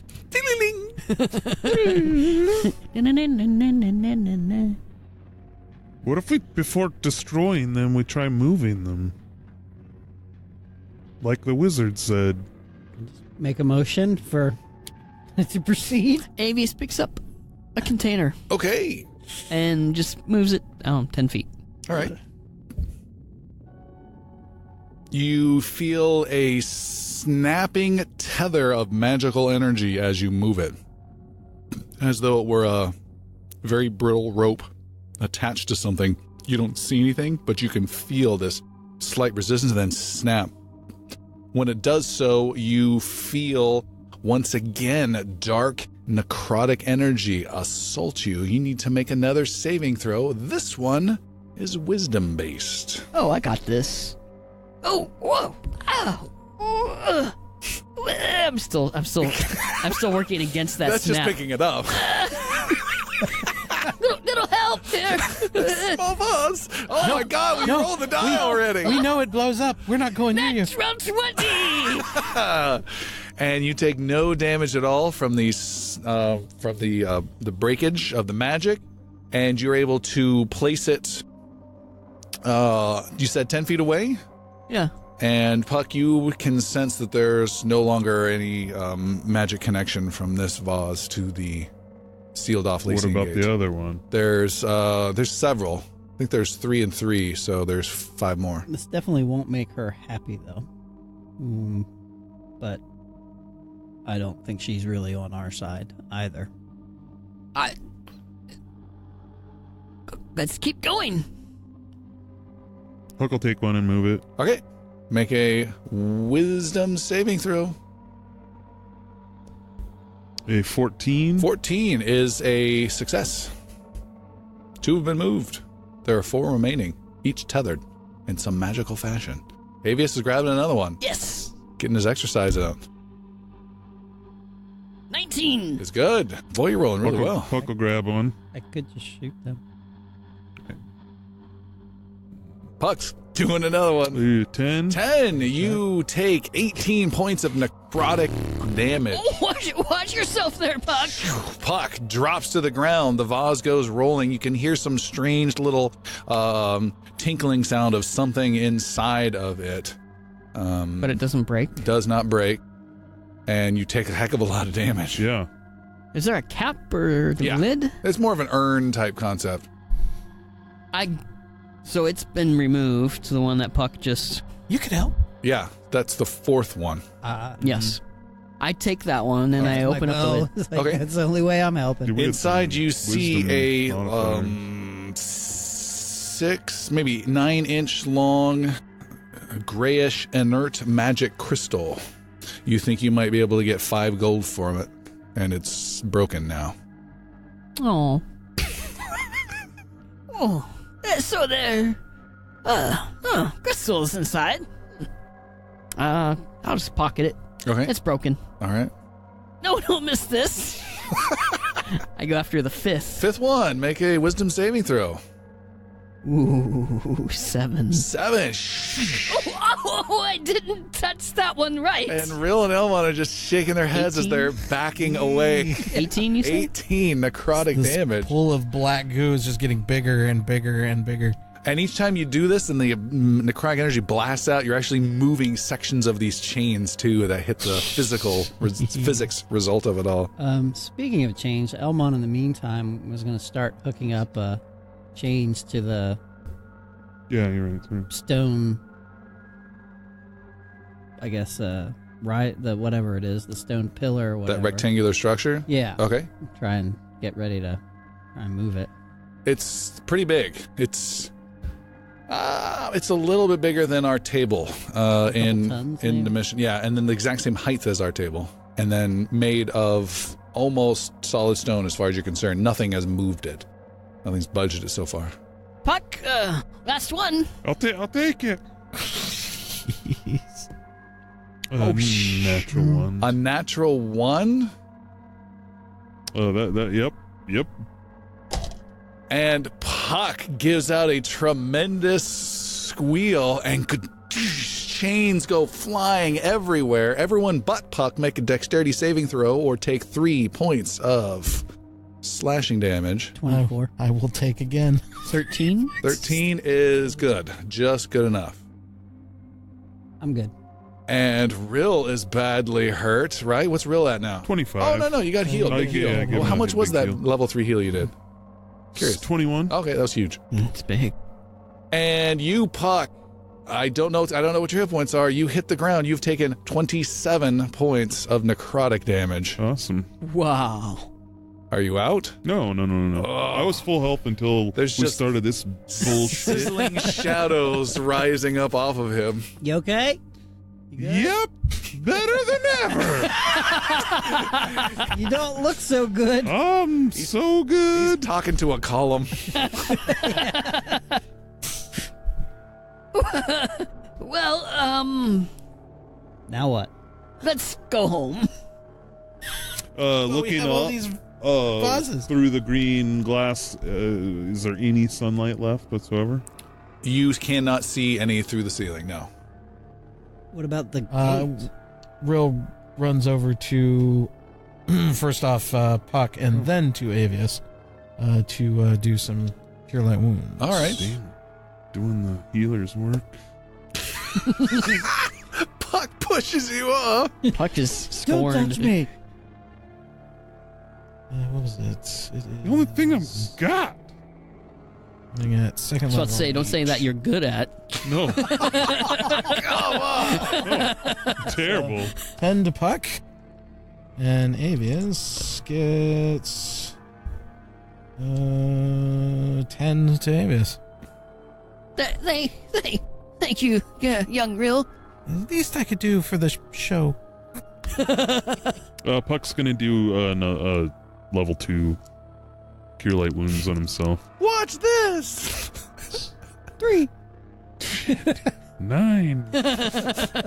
Come here, wizard. And I'll do the same thing to Avius. All right. Lots of healing going around.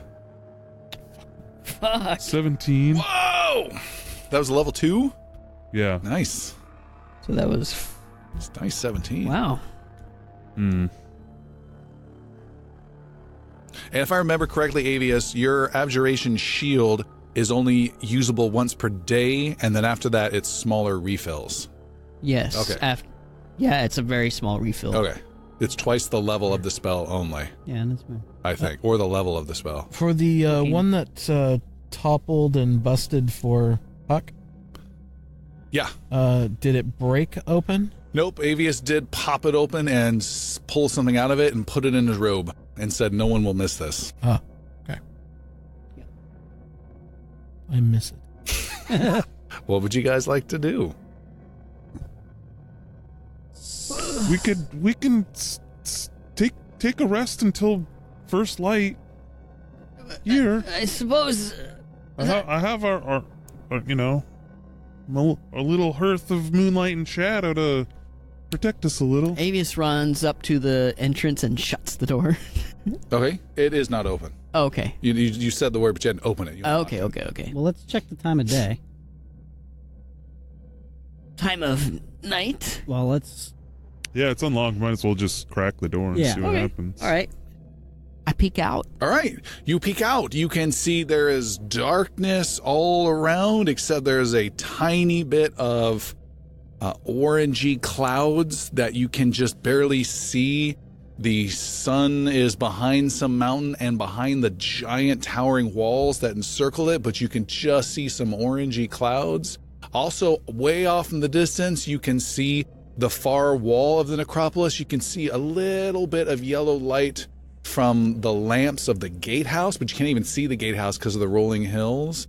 You can also see closer, but far off to the right angle, but closer than the gatehouse, you can see bright lights. So again, that shows you the time of night. You can see bright lights of unknown magical-ish nature. There's no fires, there's no lanterns, but bright lights that are illuminating this beautiful, a lush island in the middle of the pond of the necropolis. Do you remember this at all, Chris? I do. I remember it. Yeah. That was Definitely made a note of it. There was a bridge and then there was like a bridge and an island on this pond. Yeah, like felt nice, right? Mm-hmm. It looked nice. We weren't that close. Oh, and who was doing this?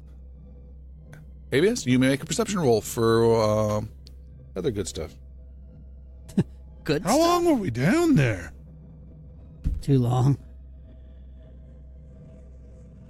14.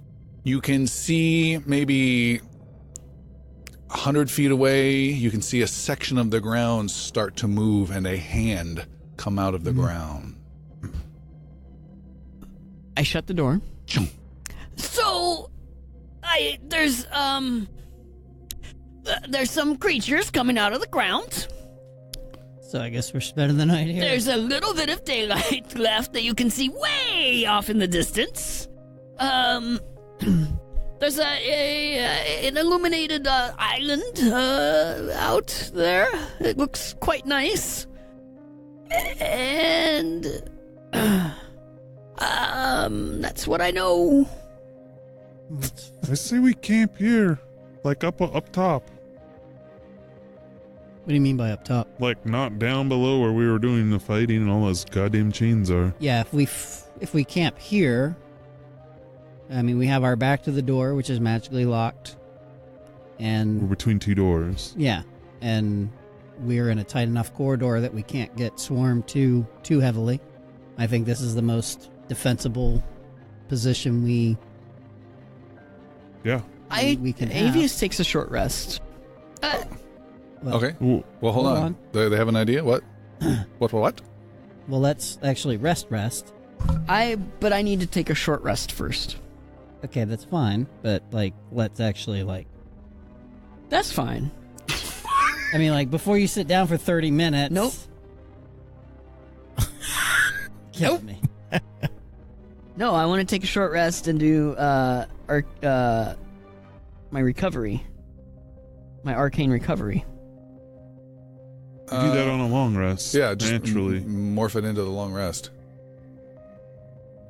Okay, do I have to wait till... I don't want to wait till the long rest is over. If for some bizarre reason we're interrupted, we'll just give you the short rest then. Okay. Yeah. Because I want to cast the Hound. Oh, you want to get some action going. I want to open up that spell slot again so I can cast the Hound to be Yeah, a watch. That makes total sense. That makes more sense. Okay, so before you do that, what's the physical stuff you guys are doing? You've got a door that's closed. There's an upper, slightly curved area with little insetted things of people buried with plaques Yep, stuff over them. That's where we're camping. Okay, and there's a door that Avius didn't want to close that you can close that leads down Yeah. to the below section. And let's close that door. Okay. Yeah. I will do a short rest and cast the Hound at that door. Okay. And as you're setting up camp and all that, who's going to be sleeping closest to the acidic black goo of the gooed white at the door? Can we assume it's just been neutralized now? Oh, no. How long does it take? Oh, it's got a half-life. It's ready, and it's tangy. Tangy. Acid to base to cheese. It's that progression. Can we use the ghouls and the ghasts to kind of clean it up?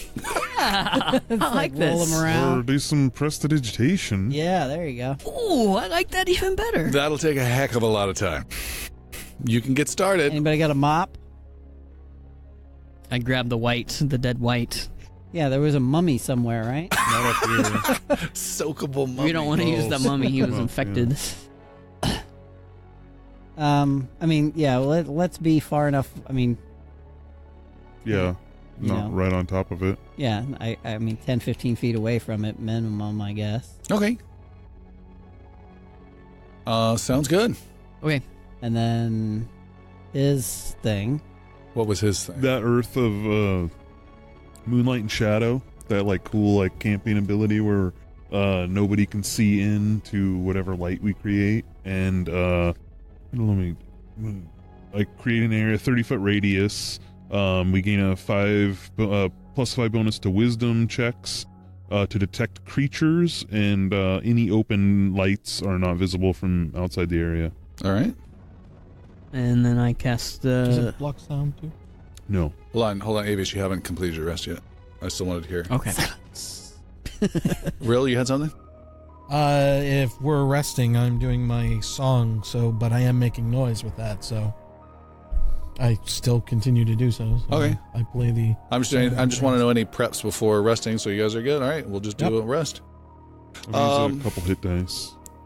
Well, Elmon, you got the door closed. Puck, as you are halfway through setting up this cool camping anti-vision and provision to you guys, new effect of your druid nature.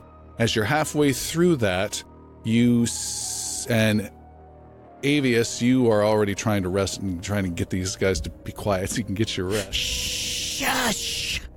Elmon, from whatever cozy-ish place you have of like some sort of leather armor helmet or just wedged in, you're trying to make as a pillow, trying to find some sort of cozy place.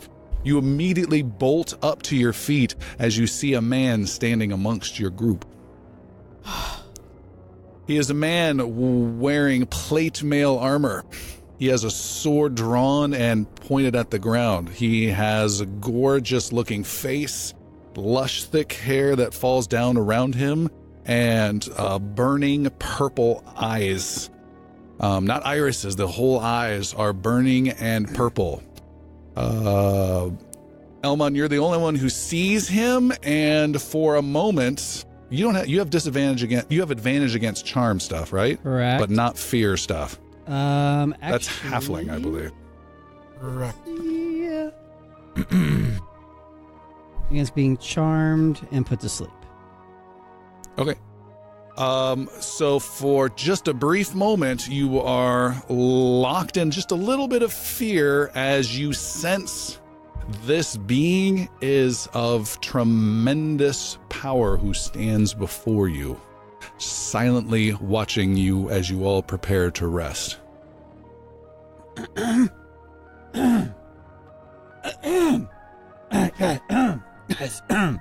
Puck looks up.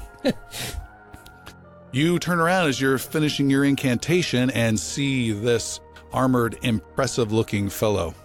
And he's not making any move. He's not attacking. He kind of has that cat pounce Bushido standing still with the sword out, not moving and totally ready to move. The Puck draws Shieldbiter's Bane and mimics his stance. Okay.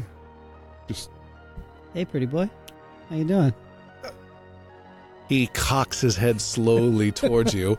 Avius is still trying to rest, telling you guys to shut up. Guys, stop the chatter. I'm trying to visualize.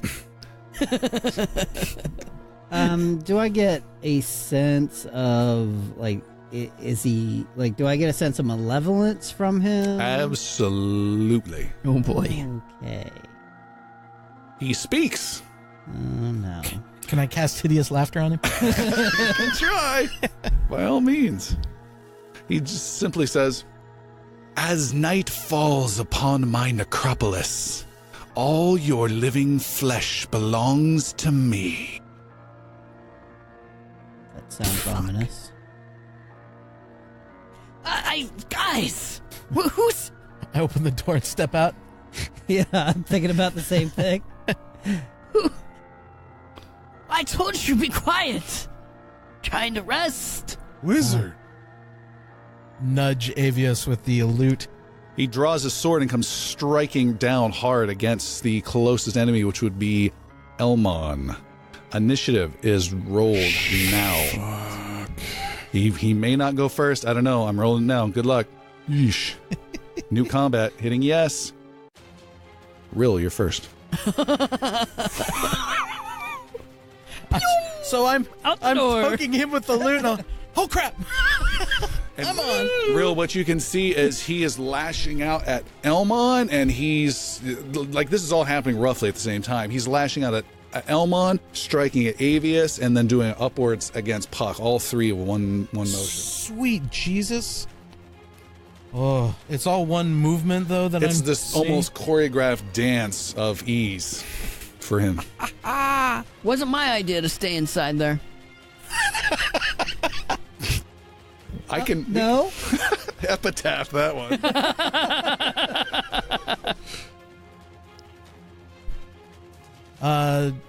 Rill. Oh god, I don't want to do this. Rill's focusing on the let's call him a fell paladin at this point. Okay. I whisper out to him, "This necropolis will see dust, as will you in time. You will fail against any adversary." And using my cutting words against him, a level 1 spell. And isn't cutting words the reaction? I'm sorry, not cutting words. The vicious mockery. Vicious. What was that one again? Vicious. Vicious. Wisdom check. More importantly, it does the disadvantage On his next attack roll before the end of his turn. All right. Yep. He's making a wisdom saving throw. That's correct. 9. He will fail dramatically, and All right. he will now take. Beep. He will take 1 point of psychic Of damage. psychic damage. Now he is injured. But now he's injured. The little cut that does him in. And now he's at disadvantage on his next attack roll. And if it's as fluid as I think it is, I hope to Jesus it works. And the blade comes down, striking at the first person, Elmon, but Elmon is a little faster. You get to go. Oh, and Real, make a perception roll. Perception is a non-natural 20. Jeez. Someone's been really good. I think it was you really good with perception. Are you kidding? You No, ate me it was alive with the demon someone else chain, did. dude. Yeah. You see also a skeleton is trying to get involved in this combat as well, Rill. And it's not a normal skeleton because it is looking at you through above the glass windows where it's looking down upon you with giant skeletal eyes. Fantastic. We're hosed. Another approaches. Reaction.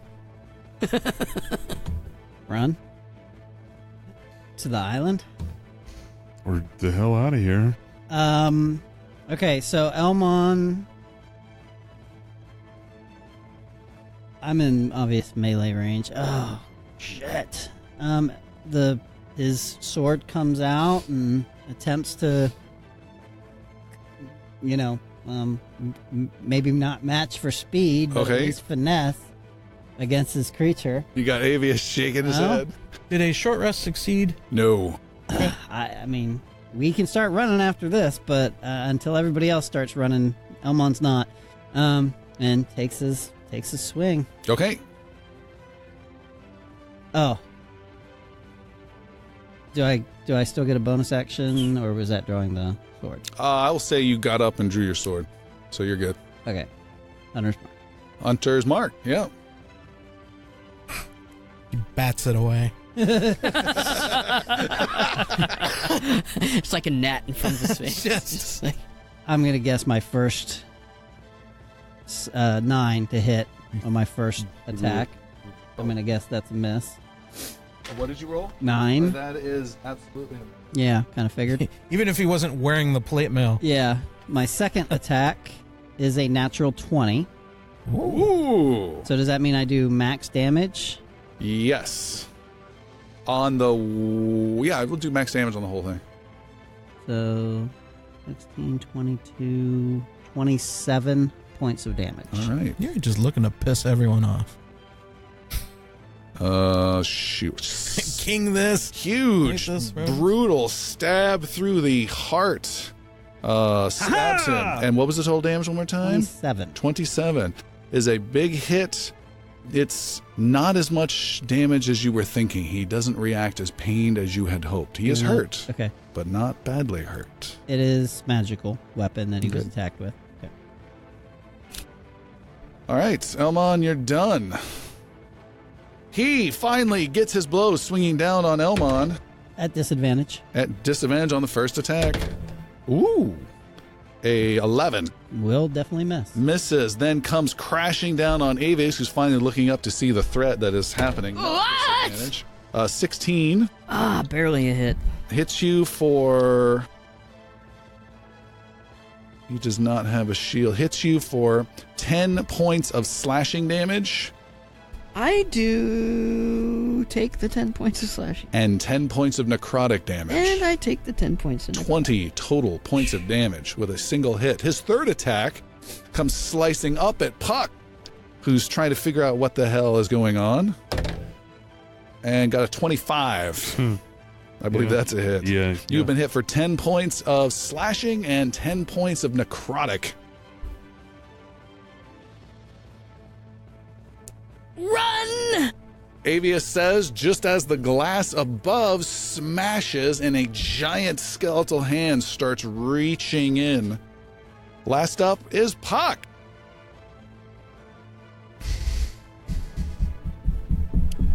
Elmon joins the chorus of run. I do not like this. I will turn into a bear is my action. All right. We have a bear in the group. Right before that, I'll use a bonus action to some Balms of the Summer Court on myself. Pretty good roll. 20, or yeah, it's 10 points 10 to points? bring me up to 20, To 20? and then Oh my god, you only had... there. Yeah. Oh my god. Yeah. 20-point sword swings. Times 3. Puck, you're a bear. I am. That is my action. Okay. Puck is done. We are at the start of the round. That brings you us... don't move. Oh,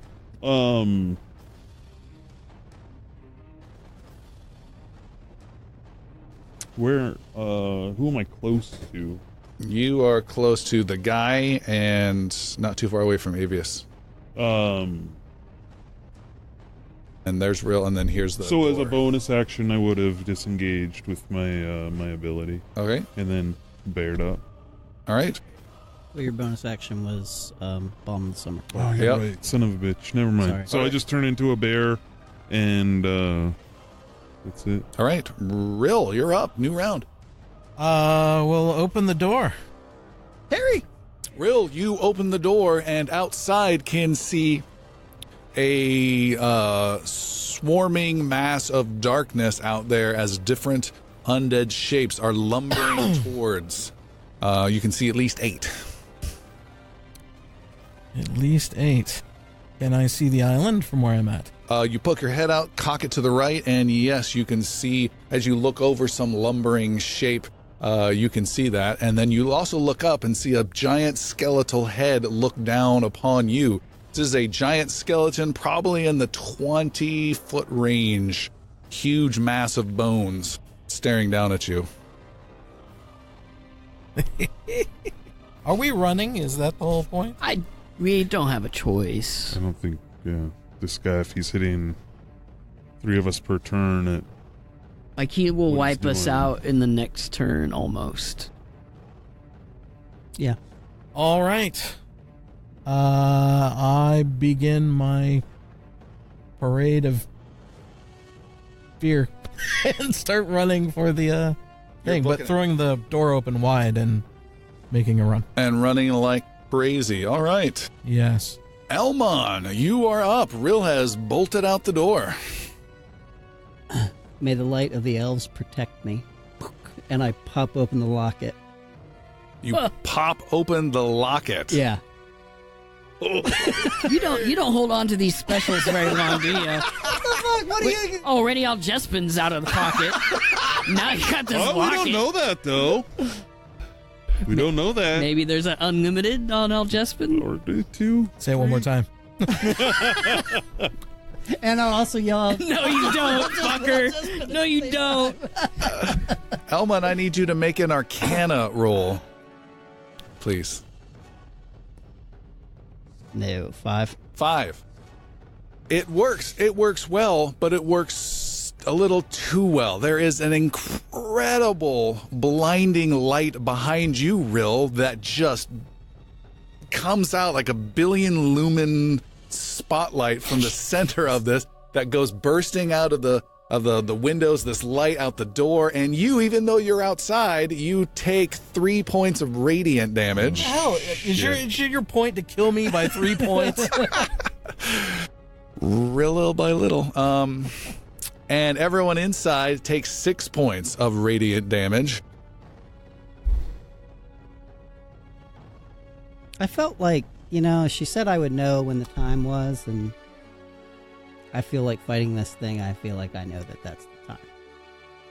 You hear a blah as the guy with the sword is just knocked 30 feet away and blasted through the door that you closed. The door goes the opposite direction against his hinges and is blown off. He goes smashing through it. Rill, you get a good look as, again, the whole area is smothered in bright white light. You cover your eyes and look back. You can see this eruption of giant skeletal bones that are going 30, 40, 50 feet in the air as the thing is shattered into hundreds of pieces and is just arcing out. You get a good look around and you see there are probably not 8, but closer to the 50 to 80 range of ghoulish creatures that have surrounded your mausoleum. The nearest 30 or 40 are just all knocked down. The closest ones to it that were just about to start making you make dexterity saves are obliterated and go just turning into dust before your eyes. Ones close, a little bit further than that, are completely knocked down and just going, and holding their eyes, and the farther ones all cower down. And then Elmon turns and starts running towards where Rill went. Okay. Like kind of blinded, but using his, ranger senses to keep moving. All right. Heading towards the island, I assume. That's where I was running Run to. past the gate to get to the island, I thought. No.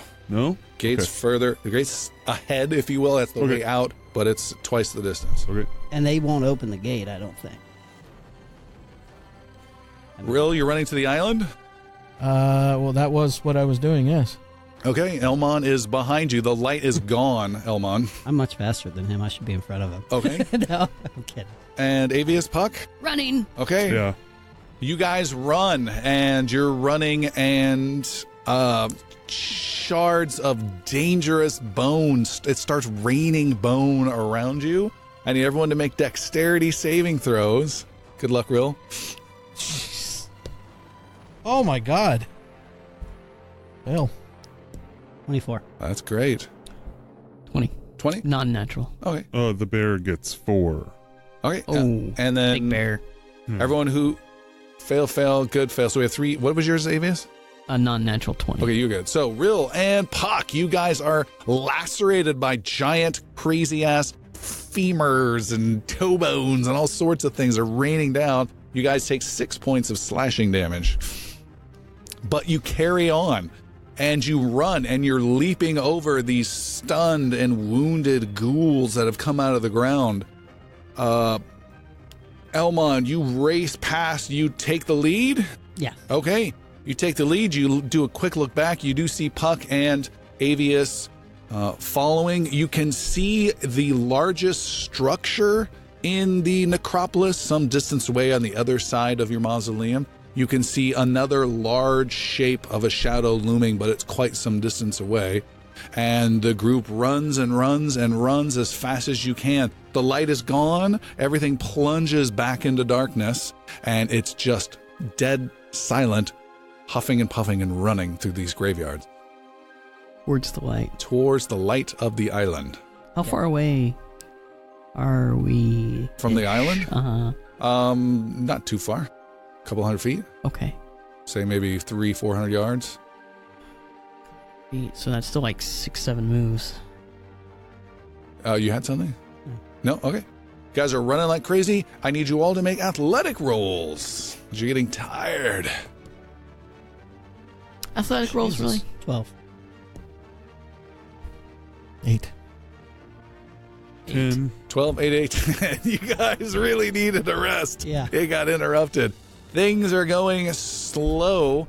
Elmon, you, as you're running and running, you are making it towards the bridge. You can race across the bridge. You can see what's on the other side. You can stop at the bridge. But on this side of the bridge, you can see closing in from the sides are some of these ghoulish shapes. I'm going to make it far enough that I can see if the undead are also on the island.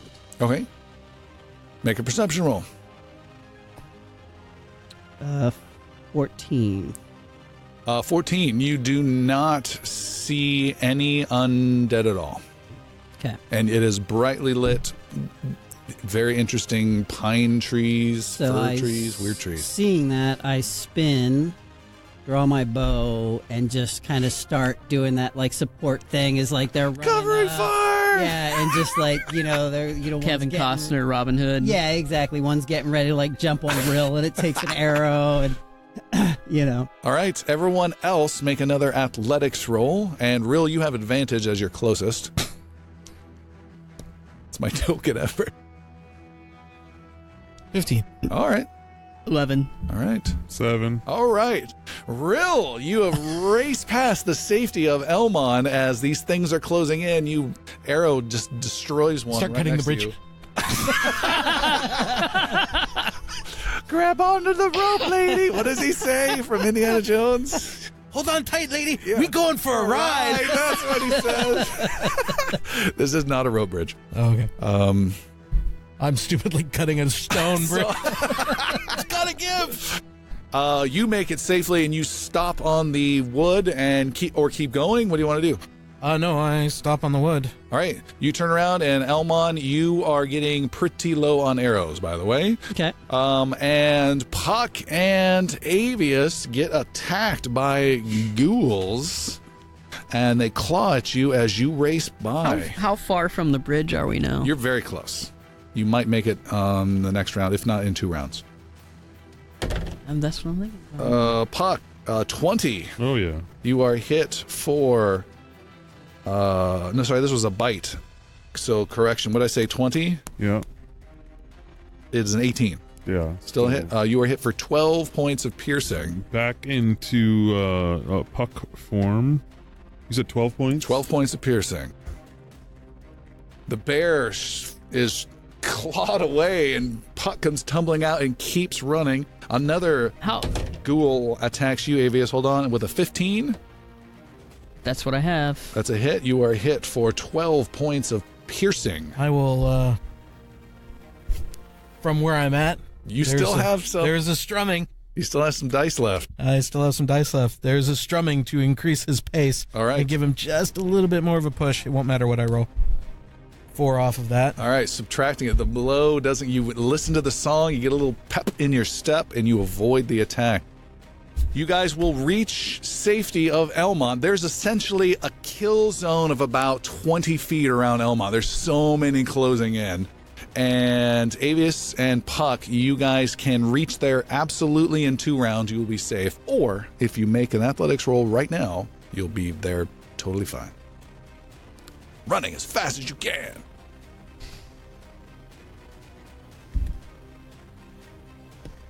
Okay. 7. 7. So I rolled a 5. Well, I rolled a 6, but Okay. that means a 5. All right. Is it my turn? Is it my turn? You want to do something? Yeah. Sure, you can do something. Misty Step, What's the range on Misty Step? 30. Yeah, that'll help you. You, Avius, start to slow down. You hear Puck just gasping, unable to keep up. He's right behind you, and then you heroically just teleport the remaining 30 feet, leaving Puck behind. Yep. A ghoul tries to claw at you, but misses. And Puck, you are left there. A ghoul tries to claw you. Any chance I can like at least make a roll to try and You're disadvantage? all of your attacks are keeping everything off of the bridge entrance right now. Okay. You're very, very busy. Puck, he's trying to bite you. This ghoul has been running you down. You slow down. You can feel his stenchy breath right behind you. With an 8 to hit. Nope. Does not hit. And then you are able to finally, you see Puck come out of the darkness, kind of get into the light that's coming off of the island. And Elmon, you start backing up. And the last of your regular arrows have been fired. Toss the bow aside, draw the sword, and Okay. stand on, so basically anything going across the bridge comes through Elmont. Okay. You see a large just mass of ghouls that are coming in. You can also, other than Elmon, because you're focused on what's right in front of you, the rest of you, maybe Rill, because you've been back there a lot more, you can also see a pair of purple eyes off in the distance from your mausoleum area also appear in the darkness. Nice. And whoever's the most cowardly, relatively speaking, of the group, I'm going to guess in this scene, Yeah. it's Avius. Come on! Avius, you teleport with Misty Step. You're halfway across the bridge and facing an old man with a gnarled staff who says, "Cast a barrier of some type. Block the bridge." To me, he says that? To you all. You heard the man? I don't have Dick. squat. Actually, Elmon will use the last of his Oh, yeah. spells, and he will cast, not that this is a great barrier, but spike growth that covers, how long is the bridge? How long is the bridge? It's about 70 feet. All right, so the last 20 feet of the bridge, actually radius, so I guess the last 40 feet of the bridge, like I cast it 20 feet out. So that the 40-foot radius of the bridge is now covered in spiky growth. Because the ground in a 20-foot radius centered on a point within range twists and sprouts hard spikes and thorns. The area becomes difficult terrain for the duration, which is concentration up to 10 minutes. When a creature moves into or within the area, it takes 2d4 piercing damage for every 5 feet it travels. Okay. So anything getting How through wide it- is the bridge? Bridge is about 6 feet wide. So it would take anything going the whole way through it. It's going to take damage 8 times. Really? So really for every...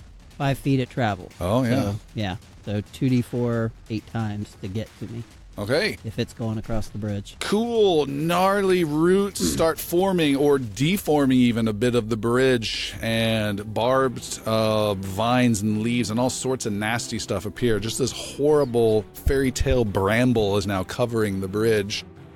The man raises his staff and casts a spell lighting up the brambles, and the whole bridge, bringing light almost that's emanating from the island, also lights up the bridge itself. And Puck, you instantly recognize him casting a very powerful druid magic. And the creatures that are just now trying to cross the bridge, these horrible pallid-skinned ghoulish monsters, all fall back and hiss as his light also lights up that area around them. And all around you now, you can just hear terrible hissing sounds, some horrible moaning sounds, but the chaos has finally stopped, and he stands and watches them for a while, and then he lowers his staff and turns around and says, "You are safe for now," and walks past you into the trees. Huh? Druid! Who's that? Thank you. Does he turn around at all? Nope, he's disappearing Then into the Puck's trees. gonna follow him. All right, you see there is a wolf that is like on the verge of snarling and baring its teeth, but when it sees you, Puck, it lowers its head and lets you pass by. I'm gonna give it a scratch on the ear as I It walk by. responds favorably to that. And this man's wearing these old brown tattered robes and is walking towards a small hut that is surrounded in this grove of brightly lit, beautiful trees. You're walking on lush green grass. Someone just stands there and kind of watches for another few moments just to make sure, just like not fully trusting. All right. And you then- see a whole bunch of dead just right there. You can just see them outside the light. Only the bravest try and step into the light, and then they step back, and none are touching the water. He'll put a sword away, recollect his bow, and follow Puck. All right. A wolf bares its teeth and growls at you, Elmon, but does let you pass and watches you closely. I will use my, what the hell is it?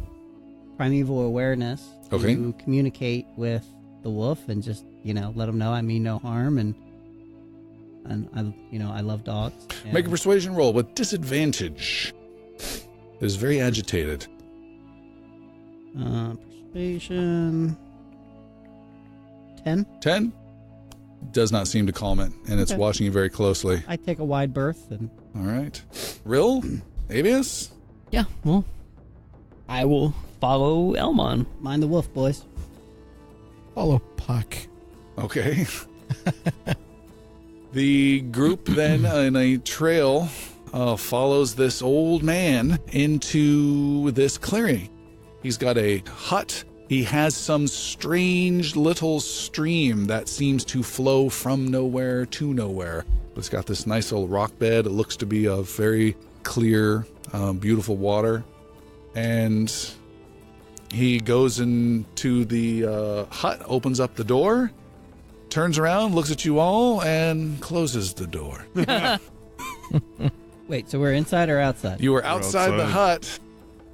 It's got like this mini little camp type thing. There's some very simple, nice looking but simple tools, wooden related tools like a rake and that kind of stuff, gardening style implements, some very new age hippie like bags that are very nature sensitively made that he's got for food type stuff for storage, very basic stuff. Yeah, there you go. And then trees with light, particularly up in the branches, that's just emanating light spells, permanent light that's been set up. And just shrugs. I don't think he wants to be bothered. Fine. I don't know. Can we do something about the lights? I don't know how I'm going to rest with all these lights. Those lights just saved our life.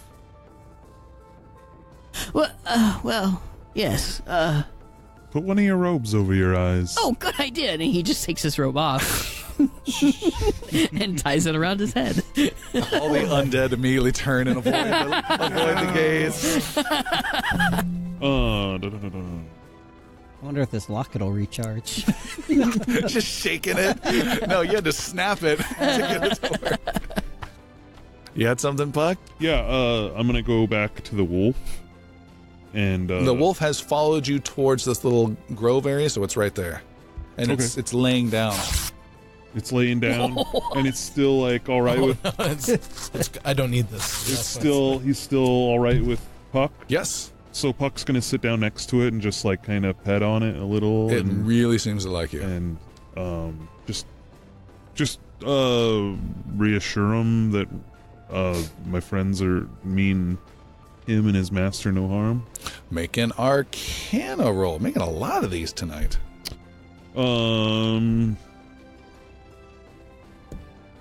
19.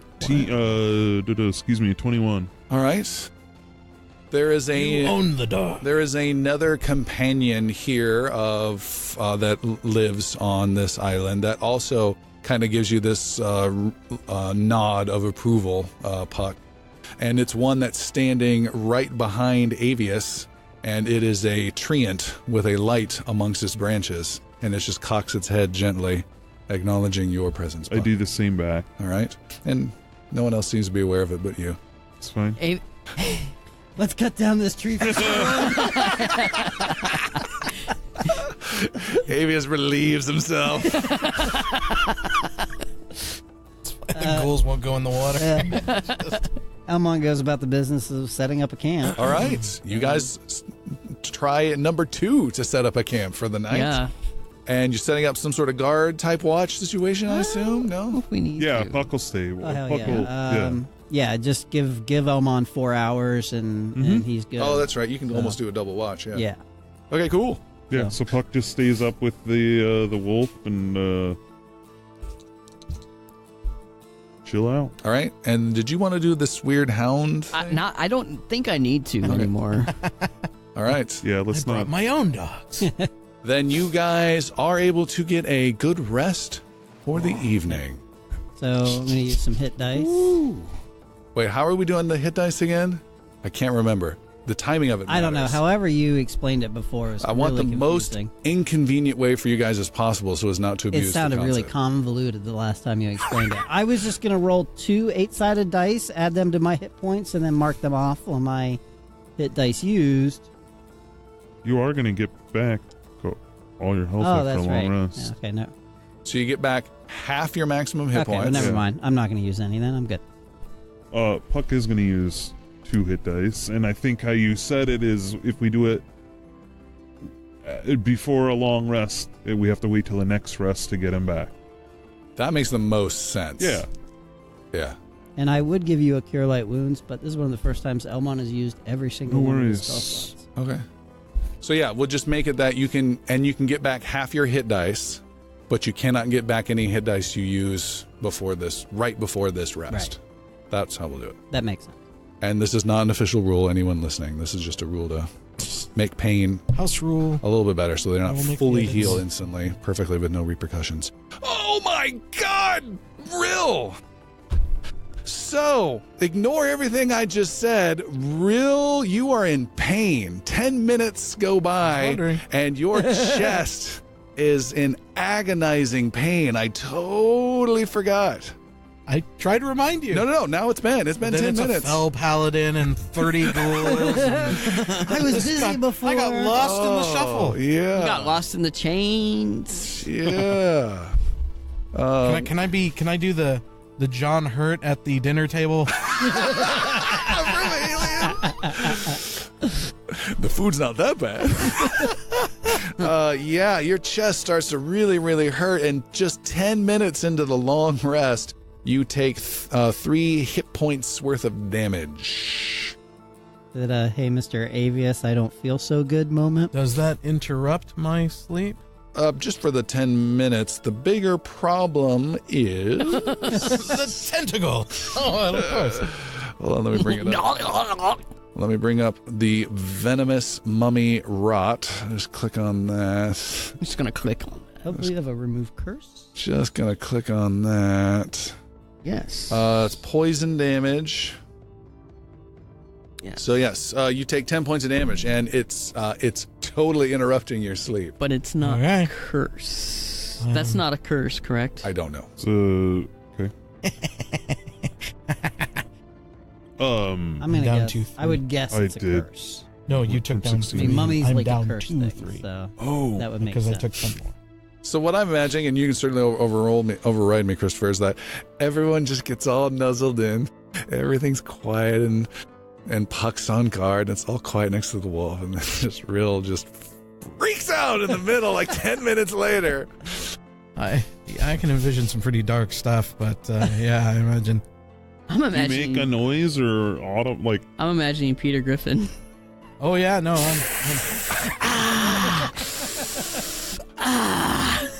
as I'm picking off chest bits. I come Yeah. over and lay Your hands. skin's just peeling off. It's uncomfortable. None in here wouldn't have any idea what that's like in reality. I lay hands on you and You're give you a first I'm gonna do a level 2 cure wounds All right, Puck. for 10. You lean over and you start to heal him. What do you say when you heal him, Puck? Bard, settle down. What's going on? My chest, it hurts. What's he Describe the crying pain. about? It burns. He gets out a clipboard and wheels up next to you. Scale of 1 to 10. I'm a 6. Puck, after he does the Cure Wounds, is going to cast Lesser Restoration. And keep in mind, you have not recovered any spells. Oh, I know. Okay. This is my last level 2. All right. Lesser Restoration. So I have, you touch a creature and can end either one disease or one condition afflicting it, blindness, deafness, paralyzation, or poison. All right. Can you describe what that looks like? Yeah, my hands all the way up to my elbows, like kind of get this like aura, like a glowing almost, and it spreads out from there across Rill's whole body, like enveloping him for just a half a second in this like bright light. All right. And the light fades. You see the bared, hairless chest of Rill. Yeah, my hair! I was so hairy before. This disease is terrible. I can't live anymore.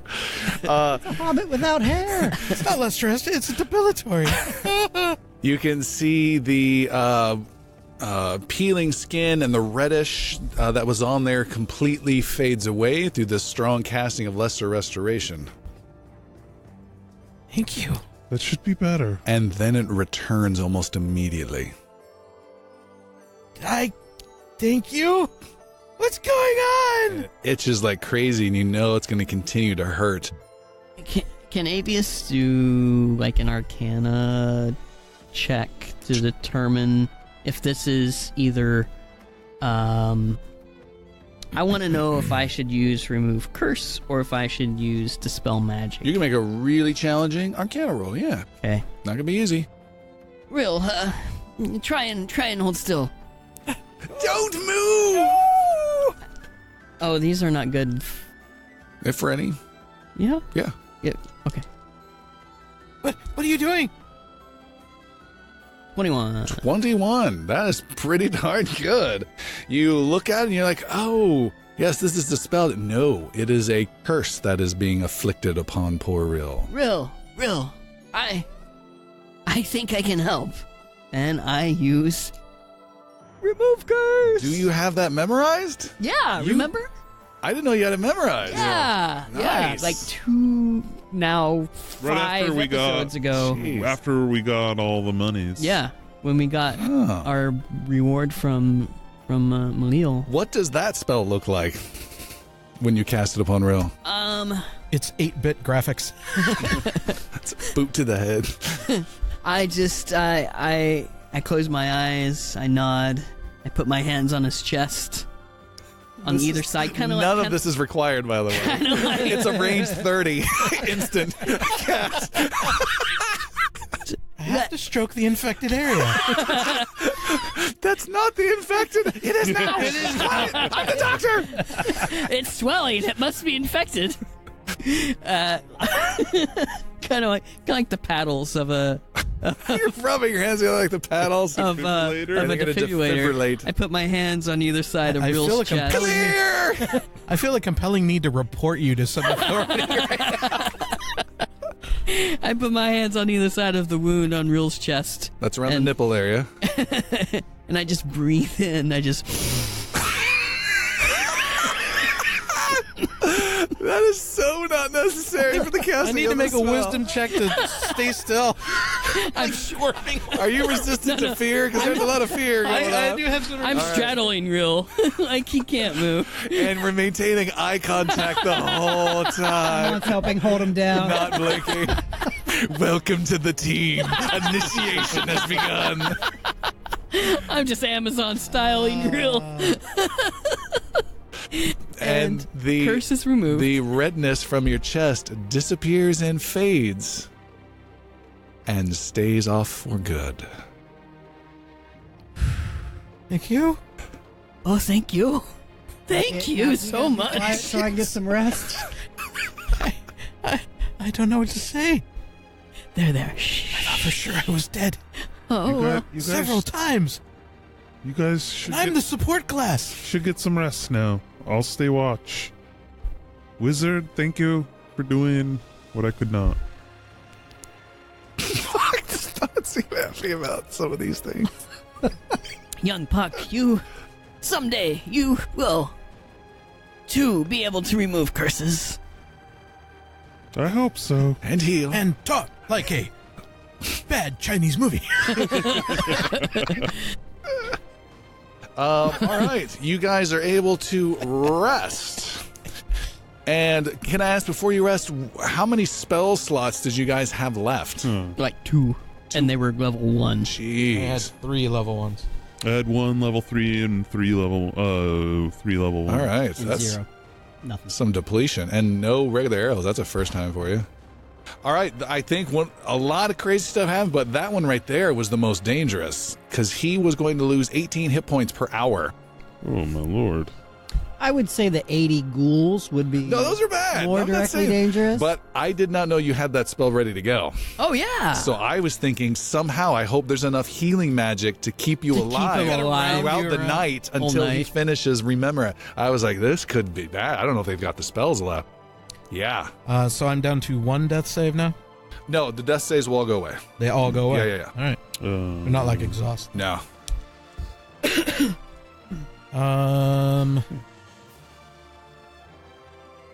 So I'm curious with attunement.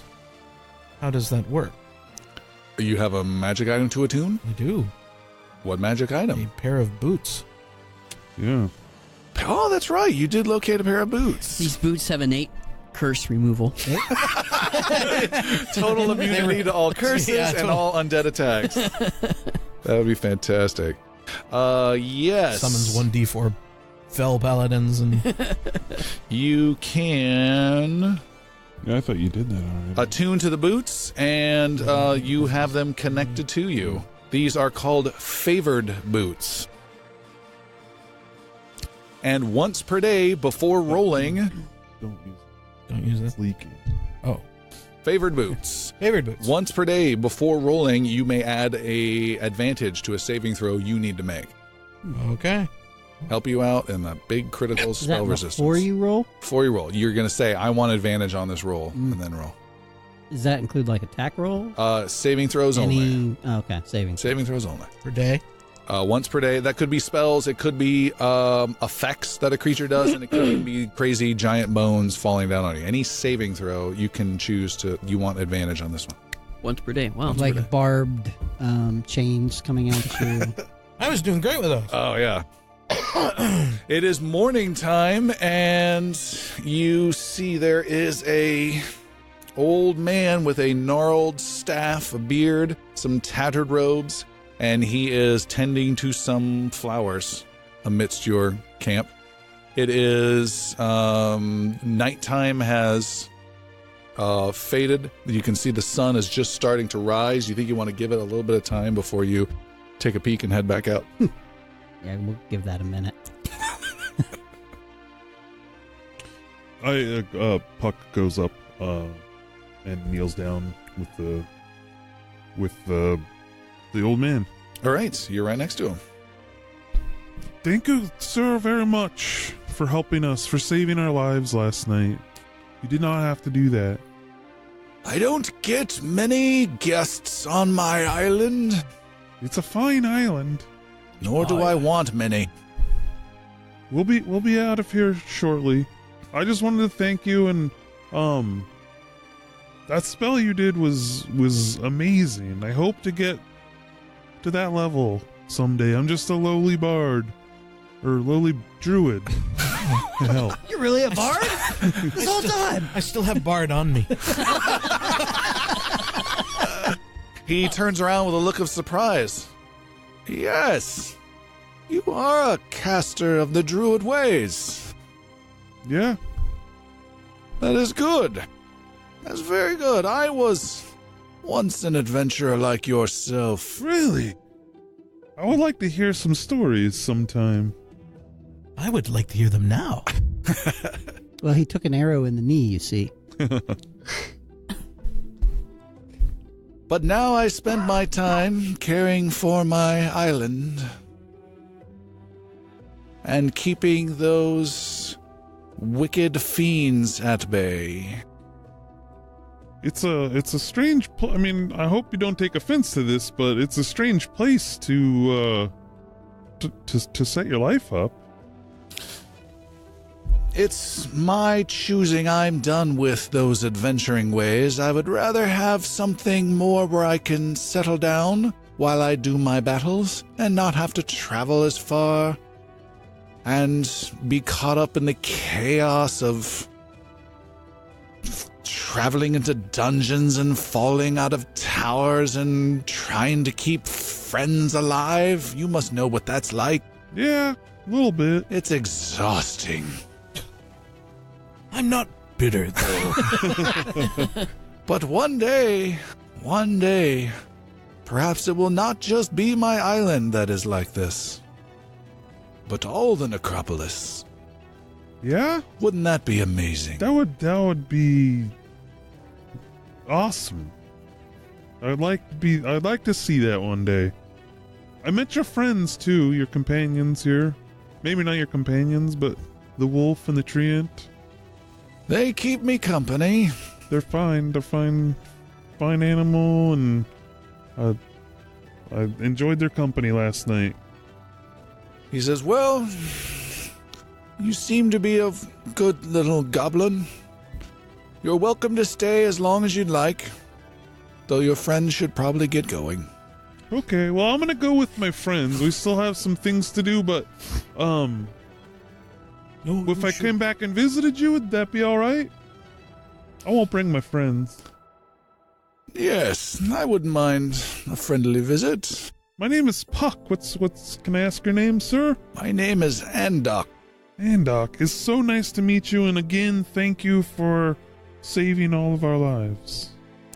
He comes over and brings a wooden bowl and places it in the middle of your camp, and it has water from his stream. Doesn't say anything to a lot of you, and returns back to Puck and says, have your friends drink from the water and be refreshed.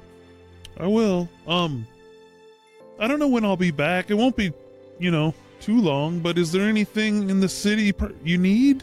Can I bring you anything? I need back? Nothing from this city. And what do you like need, that answer. Puck?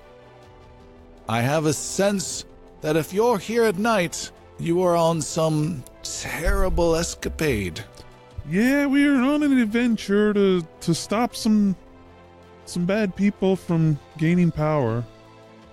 Then may nature serve you well. And he places a reassuring hand on your shoulder, and you feel magic leave his fingers and flow into your body and kind of strengthen your magic.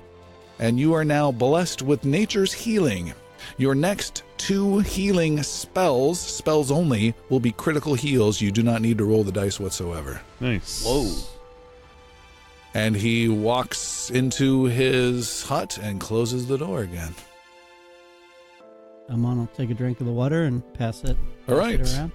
Each person Drink, that drinks receives 7 temporary hit points, 7 temporary hit point shield that will last the day until you sleep or it goes away. I'm assuming everyone's partaking? Yeah. Oh. Yeah. Yeah, yep. Is everybody's partaking of the water? Yeah. Slap it out of something. Nobody's drinking this water. The fire it goes. Actually staring at us through the door just to see if we drink it. Hey, Drink it. Avius is taking a bird bath in the water. I don't want to know what Avius is doing with that water. What would you guys like to do? Well, I Hold need the to go. I need to visit a Fletcher. Okay. Before I am out of arrows. We're in the middle of the Necropolis. before we leave, I understand that, and I have no arrows left. Here's a tree. Touch the treant in a reassuring, friendly manner. Just kind of rub my hands down the bark. All right. To your horror, everyone, the tree moves and gently pats your goblin on the head. This tree, Avius, you've been snuggling up against throughout the whole night. What's happening? It's all right. He's friendly. Holy crap. He's friendly. He's been helping us keep watch all night. I I've truly seen everything. And Puck, yeah, yes. please extend to him my apologies. He wasn't supposed to see that. I roll my eyes and just look up to the tree.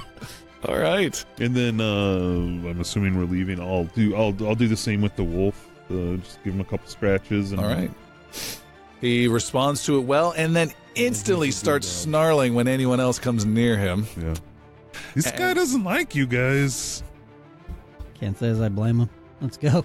You guys cross the bridge without looking. Just go right across. No. You see the Necropolis is quiet. There's nothing out there. There's nothing moving. There's a gray sky, heavily clouded. Are there any signs of destruction from the previous night? You can see lots of disturbed earth, particularly around the far side of the bridge, but you don't see any corpses or anything like that. You also do see some unusual bone fragments of some size sticking out of different sections, and you can see there's a damage to at least one mausoleum's rooftop. Okay. Why are you guys looking at me? Let's go find you some arrows. You then we guys- should probably see Amariel. Amariel. She won't be happy with us. Maybe She may not. not be mad with us either. Elmon, you are able to find some arrows that will come out to a total of 2 gold, and I'm sure you can afford. Oh, I don't know. Anybody got some gold? I think you've got a bazillions. There's a market you're affecting with your... Wringing out a glass, making sure the breakfast rush is done, which is not much. It's just simple food and maybe some blocks of cheese and bread. Nothing warm yet. Olgrim, shield biter. You are cleaning up a table when in through the door storms 3 Tullus city guards. I didn't do it. You can't prove it. The guards stop and look surprised. They turn around and walk away. Oh, sorry about that. Expect that to work. One of the guards comes up and says, "You didn't do what?" Nothing. Welcome. Have a seat.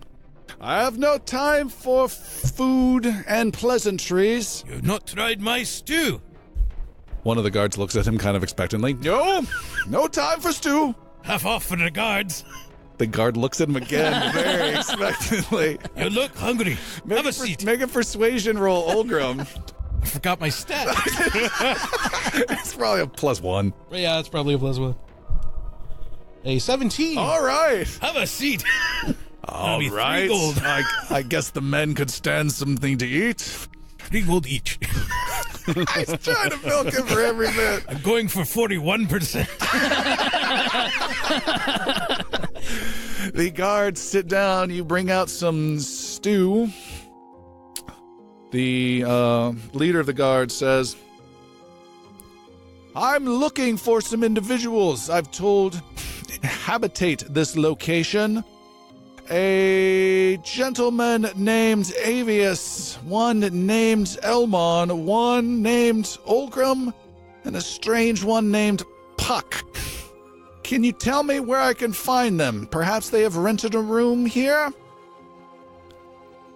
The names do not seem familiar to me. What would this be about? This would be about city business. Oh, I'm of all kinds of business. Perhaps you can impart... Would you like a little salt in your stew? One of the guards looks pleadingly. No time for salt.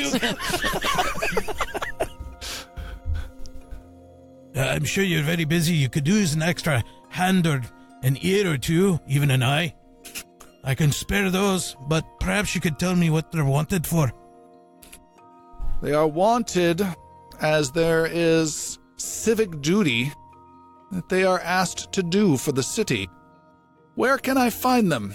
You have not heard of them here? Are there any other inns nearby? There are a few, but not quite as good as this one. Yeah, I'm not interested in being sold a room. His guard looks at him unexpectedly. no. If you see these men, tell them to report to the guard tower just down the road. And just to be clear, they're not criminals. No, these are not criminals. You're safe. No, I didn't do it, I tell you. I'm not Olgrim. You hide your name badge. Hi, I'm Olgrim. Ask us about our jalapeno poppers. No, these are mercenary types we hope to take advantage of to help with a situation. I'll keep my ear and my eye out. If I see something, I'll let them know. All right. Time goes by, and the group, you guys shamble into Middlehawks. Looking a little worse for the wear. 3 guards walking by. Nod. You should try the stew. What would you guys like to do? Is Olgrim there? Olgrim can certainly be there. Puck will saddle up to a table and... Mr. Grimm! I'd like some breakfast, please. And an ale? He pours 2 half-eaten bowls of stew into a middle one. That'll be 3 gold.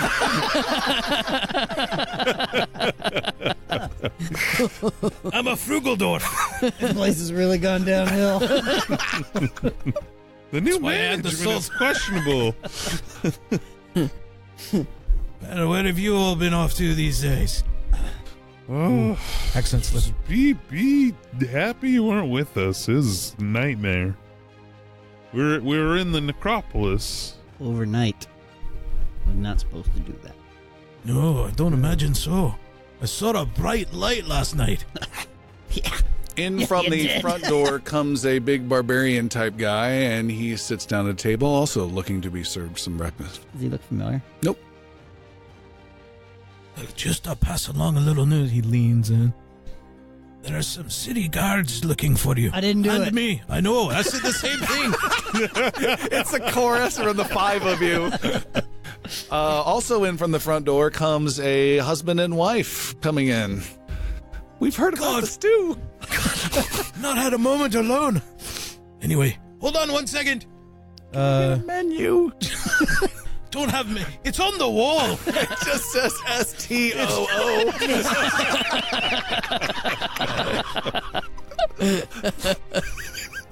Spelling's expensive. So the city guards, they were looking for all of you. The door. Not you, though. Another group Did they comes mention, through. Rill? No. They did not. No. Have you met Rill? No, but I'm just saying, you mentioned your names. And mine. But do you know who Rill? Do you, Yeah, Rill's been staying Okay. there Yeah. All right. for a couple days. Okay. In through the front door comes 3 individuals, the likes of which you haven't seen really together in this fashion before. They are 3 goblins, heavily hooded to cover a lot of their features, and they come into the place and start looking around, wondering if they're about to be immediately kicked out, as I'm sure happens to goblins often. By the gods, it's never been so big. 3 gold! All the way! And they sit down at a table and are all leaning very conspicuously, trying to lean and get a good look at the hooded short fellow at your table. Pluck. But they can't quite see him. Figured they were looking for Rill. Well, I'll let you to it then. What did they want? I just wanted to meet you. Said I have civic duties, whatever that means. Oh, ribbon cutting, I'm sure. I bet my map has finally been published. They seemed friendly enough. Even had some soup. Where's their gold? They didn't pay! When you get a second, Rill, will you get those 3 little guys over there some ales? Oh, Rill? sure. Oh, did I say Rill? You said Shit, I meant Olga. How quickly you moved on. I'll just take that back. Takes Puck's ale and puts it over. That plays in the background. Olgrim just goes about his usual routine. He does set down his mug, center table, and His magic mug? his magic mug. Ooh, Avius Don't lose this. Avius takes a drink. Can't sleep without it. And he goes Keeps the tears away. Dark. Some days it's better than the arm. He just looks at you while he's. You say that a lot. I mean it about 50% of the time. He's Han Solo at this point. And hands the ales around and does his usual business. All right. Give a respectful nod to the goblins, knowing that they're normally, They See- immediately look away and start pretending as though they're doing something. Very fake acting. It seems to be a bit more busy than normal for Middlehawks. Is it busier than normal? A little bit. They're I don't probably know how coming here to active see you are, us. We're Olgrim, famous. How? Why? We took down that spider. Spent Well- the night in the Necropolis. That was just a few hours ago. Discovered an island. Yeah, well, of course. I mean, that's old news by now, I'm sure. Well, the tales spread around here are good for business. Only had a bard. I'd take him on the payroll. Have you met Rill? Puck will take his, he'll finish his breakfast and take his ale over to the goblins. All right. You come over. They all watch you intently and stand up as you approach, which means they get lower in height. Yeah. no need for that, guys. How's your morning going? One of them says, "Are you Puck? Yeah. Puck, the healer? Yeah. Puck, the spider slayer? Yeah. Ooh, that's I did good. it all by myself. Ooh, and they all, ooh. We've come to see you. To see me? To meet me? Yes. Yeah. I'm Puck. Who are you? I'm Strats. This is Carm, and this is Heek. I'm Heek. Nice to make your acquaintance. Where are you guys from? We're going to Tala City. Never mind. From the table across the room. I believe he asked! We are here in the city. We are, I am a merchant, and these two are laborers at a workshop. Oh, very good. Where's what's your shop? The shop that I make, it is a fruit shop that business is so, but I do what best. It's more of a cart. My shop is outside, is what I'm trying to say. Oh, very good. Do you have a moment? Would you sit with us? Yeah. You should have some ales arriving shortly. Oh, The bartender's my we friend. should be buying you ales. No, that's all right. I don't need any of that. He gets up and tracks down Olgrim. Excuse me. He looks up to you, Olgrim, one of the few people you can look down. What do you want, Puck?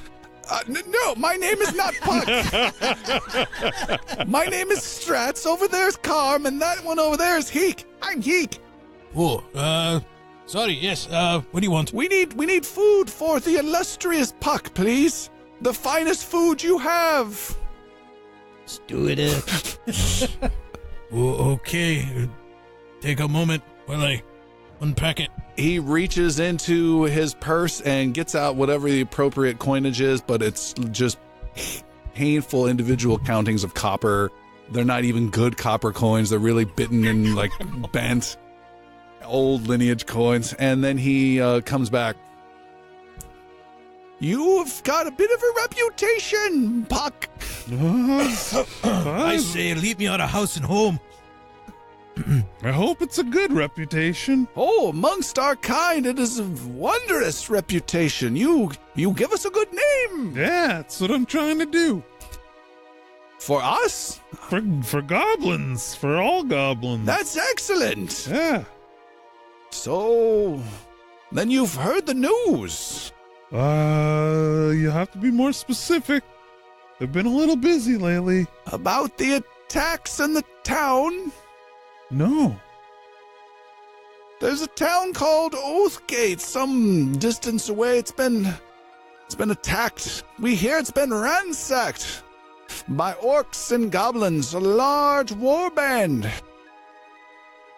We don't care. We've got our own lives going on here, but it's affecting us. We could use your help. Yeah? Do you have family there? Oh no. We need your help here in the city. What do you need? Me and my friends have been helping the city. Oh, you know, to no doubt, we need what every good goblin can help with. Politics. Oh, I know, that's not my strong suit. It must be. We need your help. You are the champion of the goblins. That is true. I am the champion of the goblins. The Assembly of Talus is propositioning a vote that would expel any orcs, half-orcs, and goblins from the city as possible spies or ambushers. That won't do. I agree, but we don't have much say. Most of our kind are orcish thugs, to be honest, or workers that don't get treated too well. And I would say I'm doing some of the finest as a goblin, and I even just have a small cart. But someone like you could make a difference.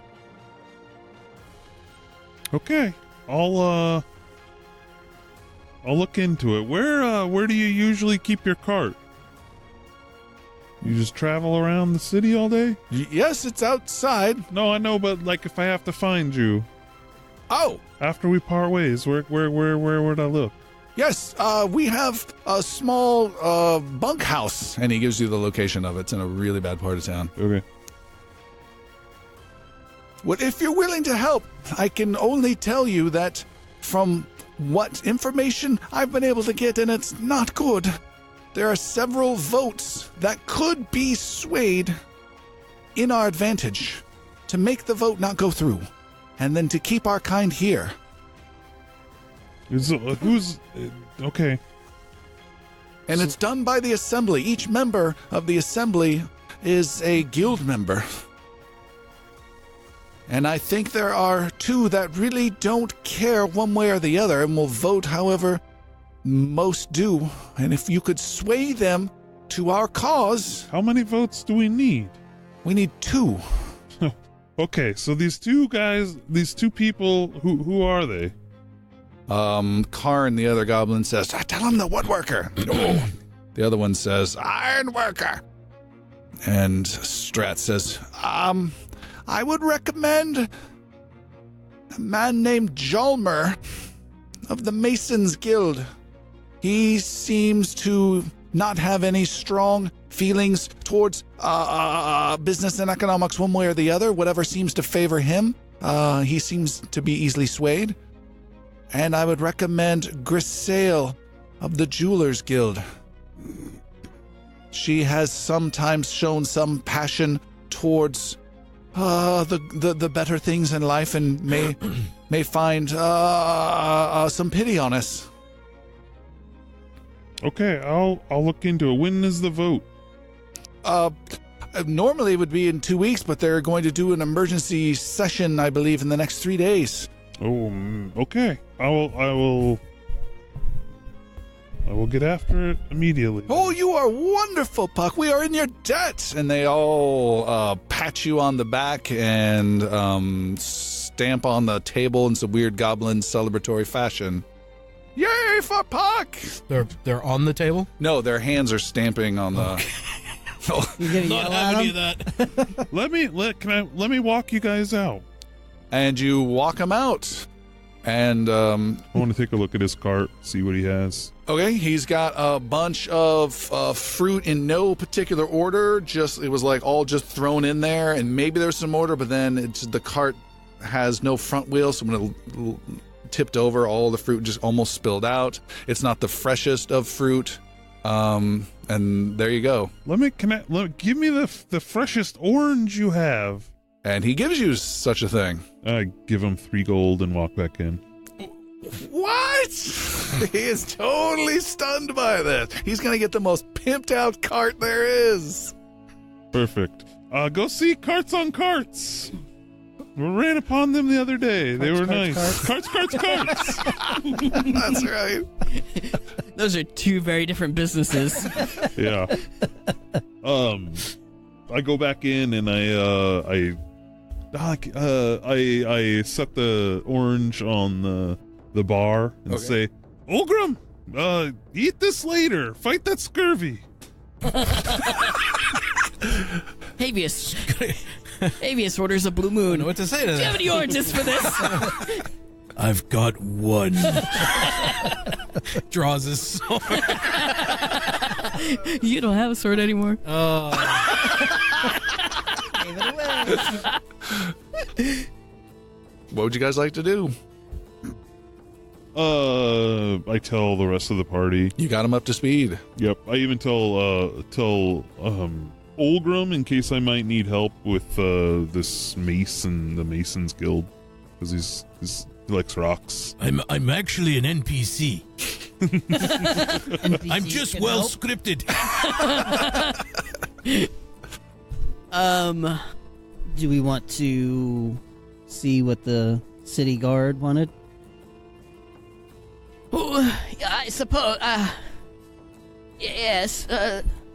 I mean, I could probably handle that on my. I think we all know. Yeah, we'll go together. Jump cut to a fireball erupting in the guard tower. We're not welcome here anymore.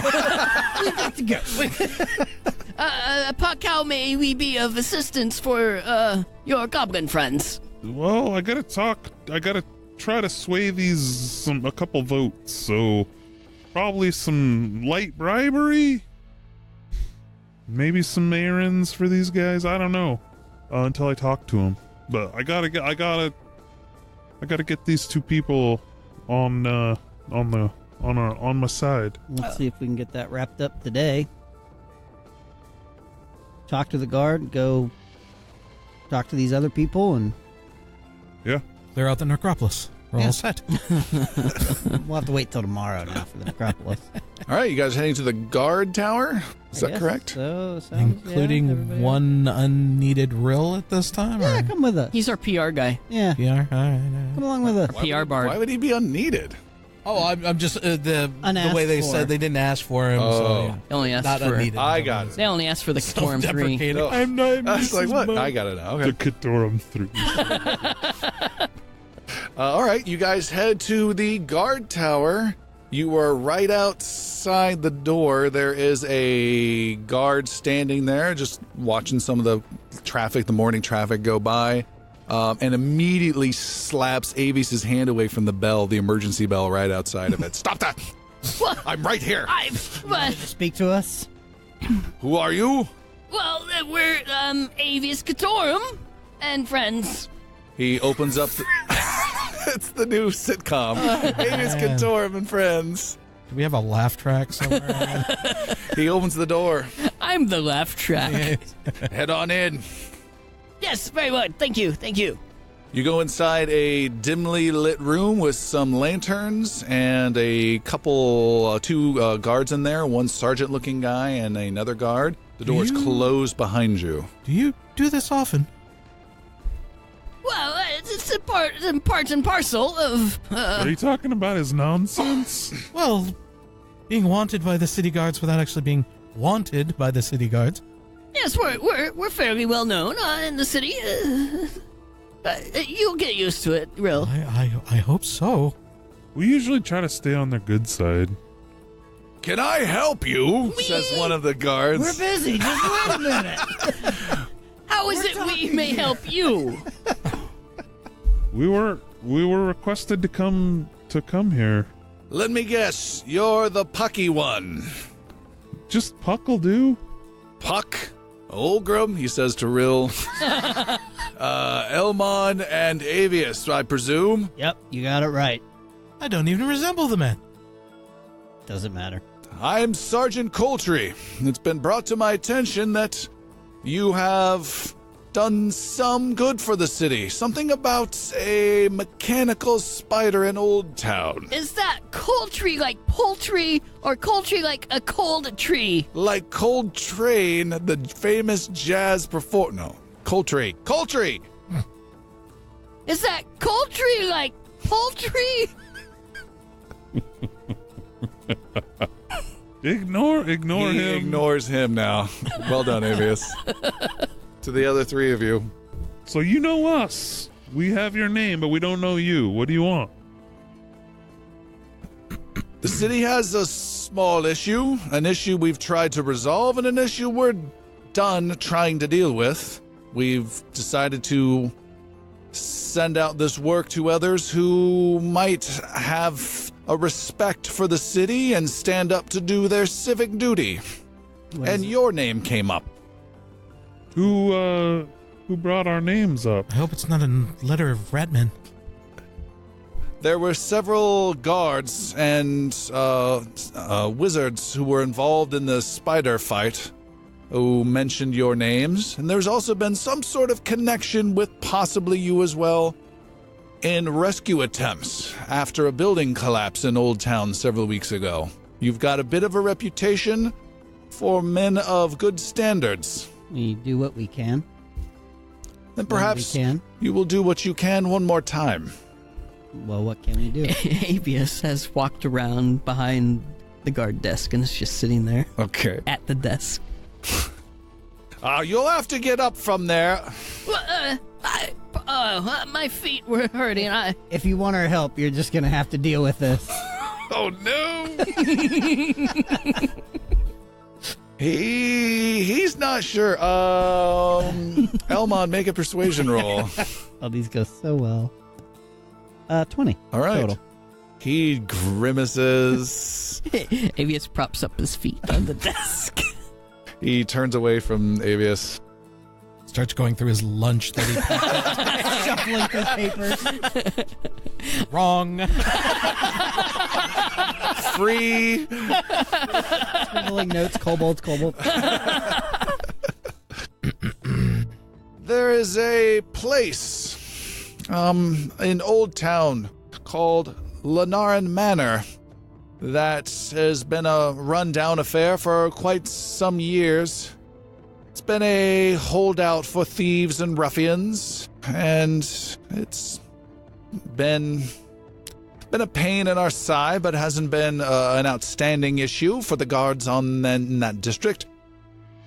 But we've decided to try to clean it out and at least make the neighborhood a bit safer. However, the guards we sent came back hurt and wounded, saying there was magic afoot at the Lanaran Manor.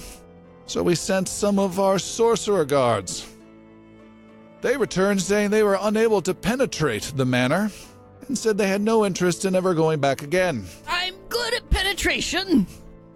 That's good to hear. It will be necessary, by my... Do you want me to demonstrate? You don't. Trust me. All right. You don't. Elmon would know.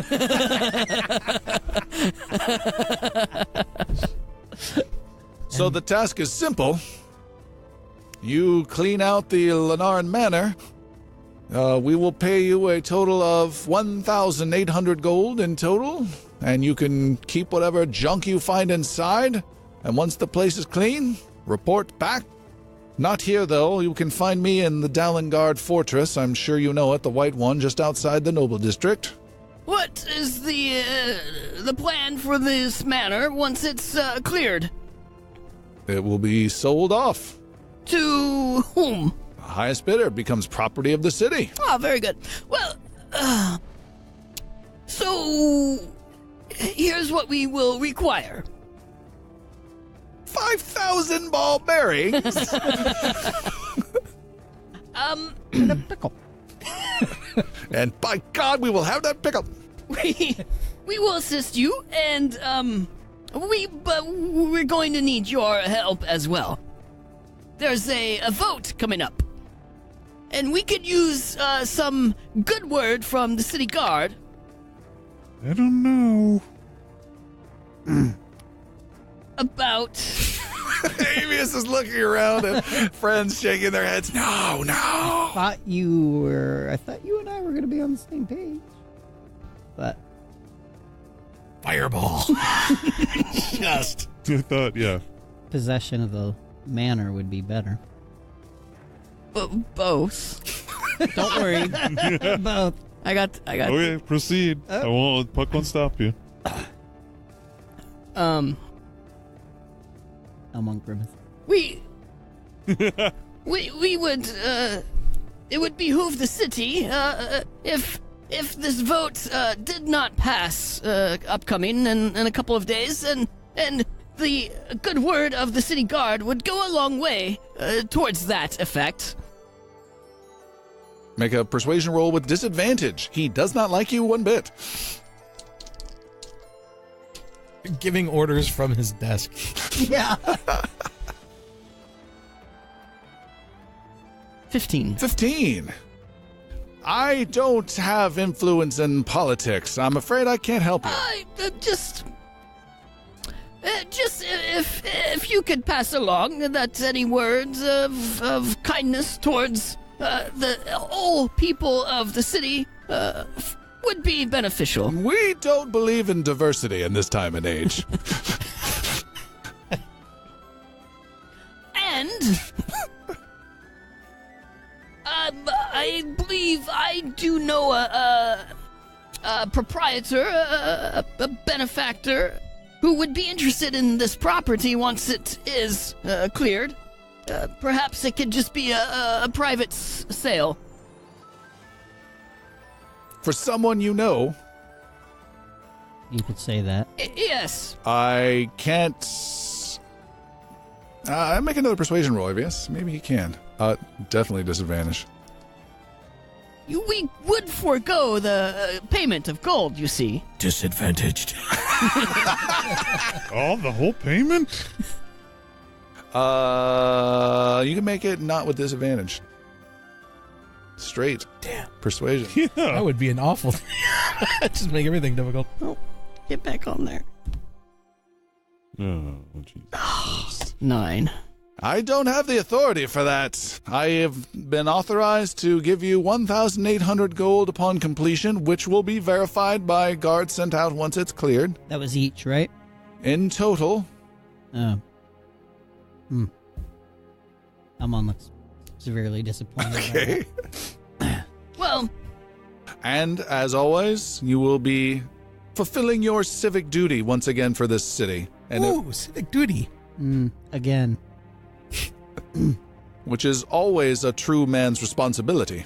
if we are unable to clear the place, what was it?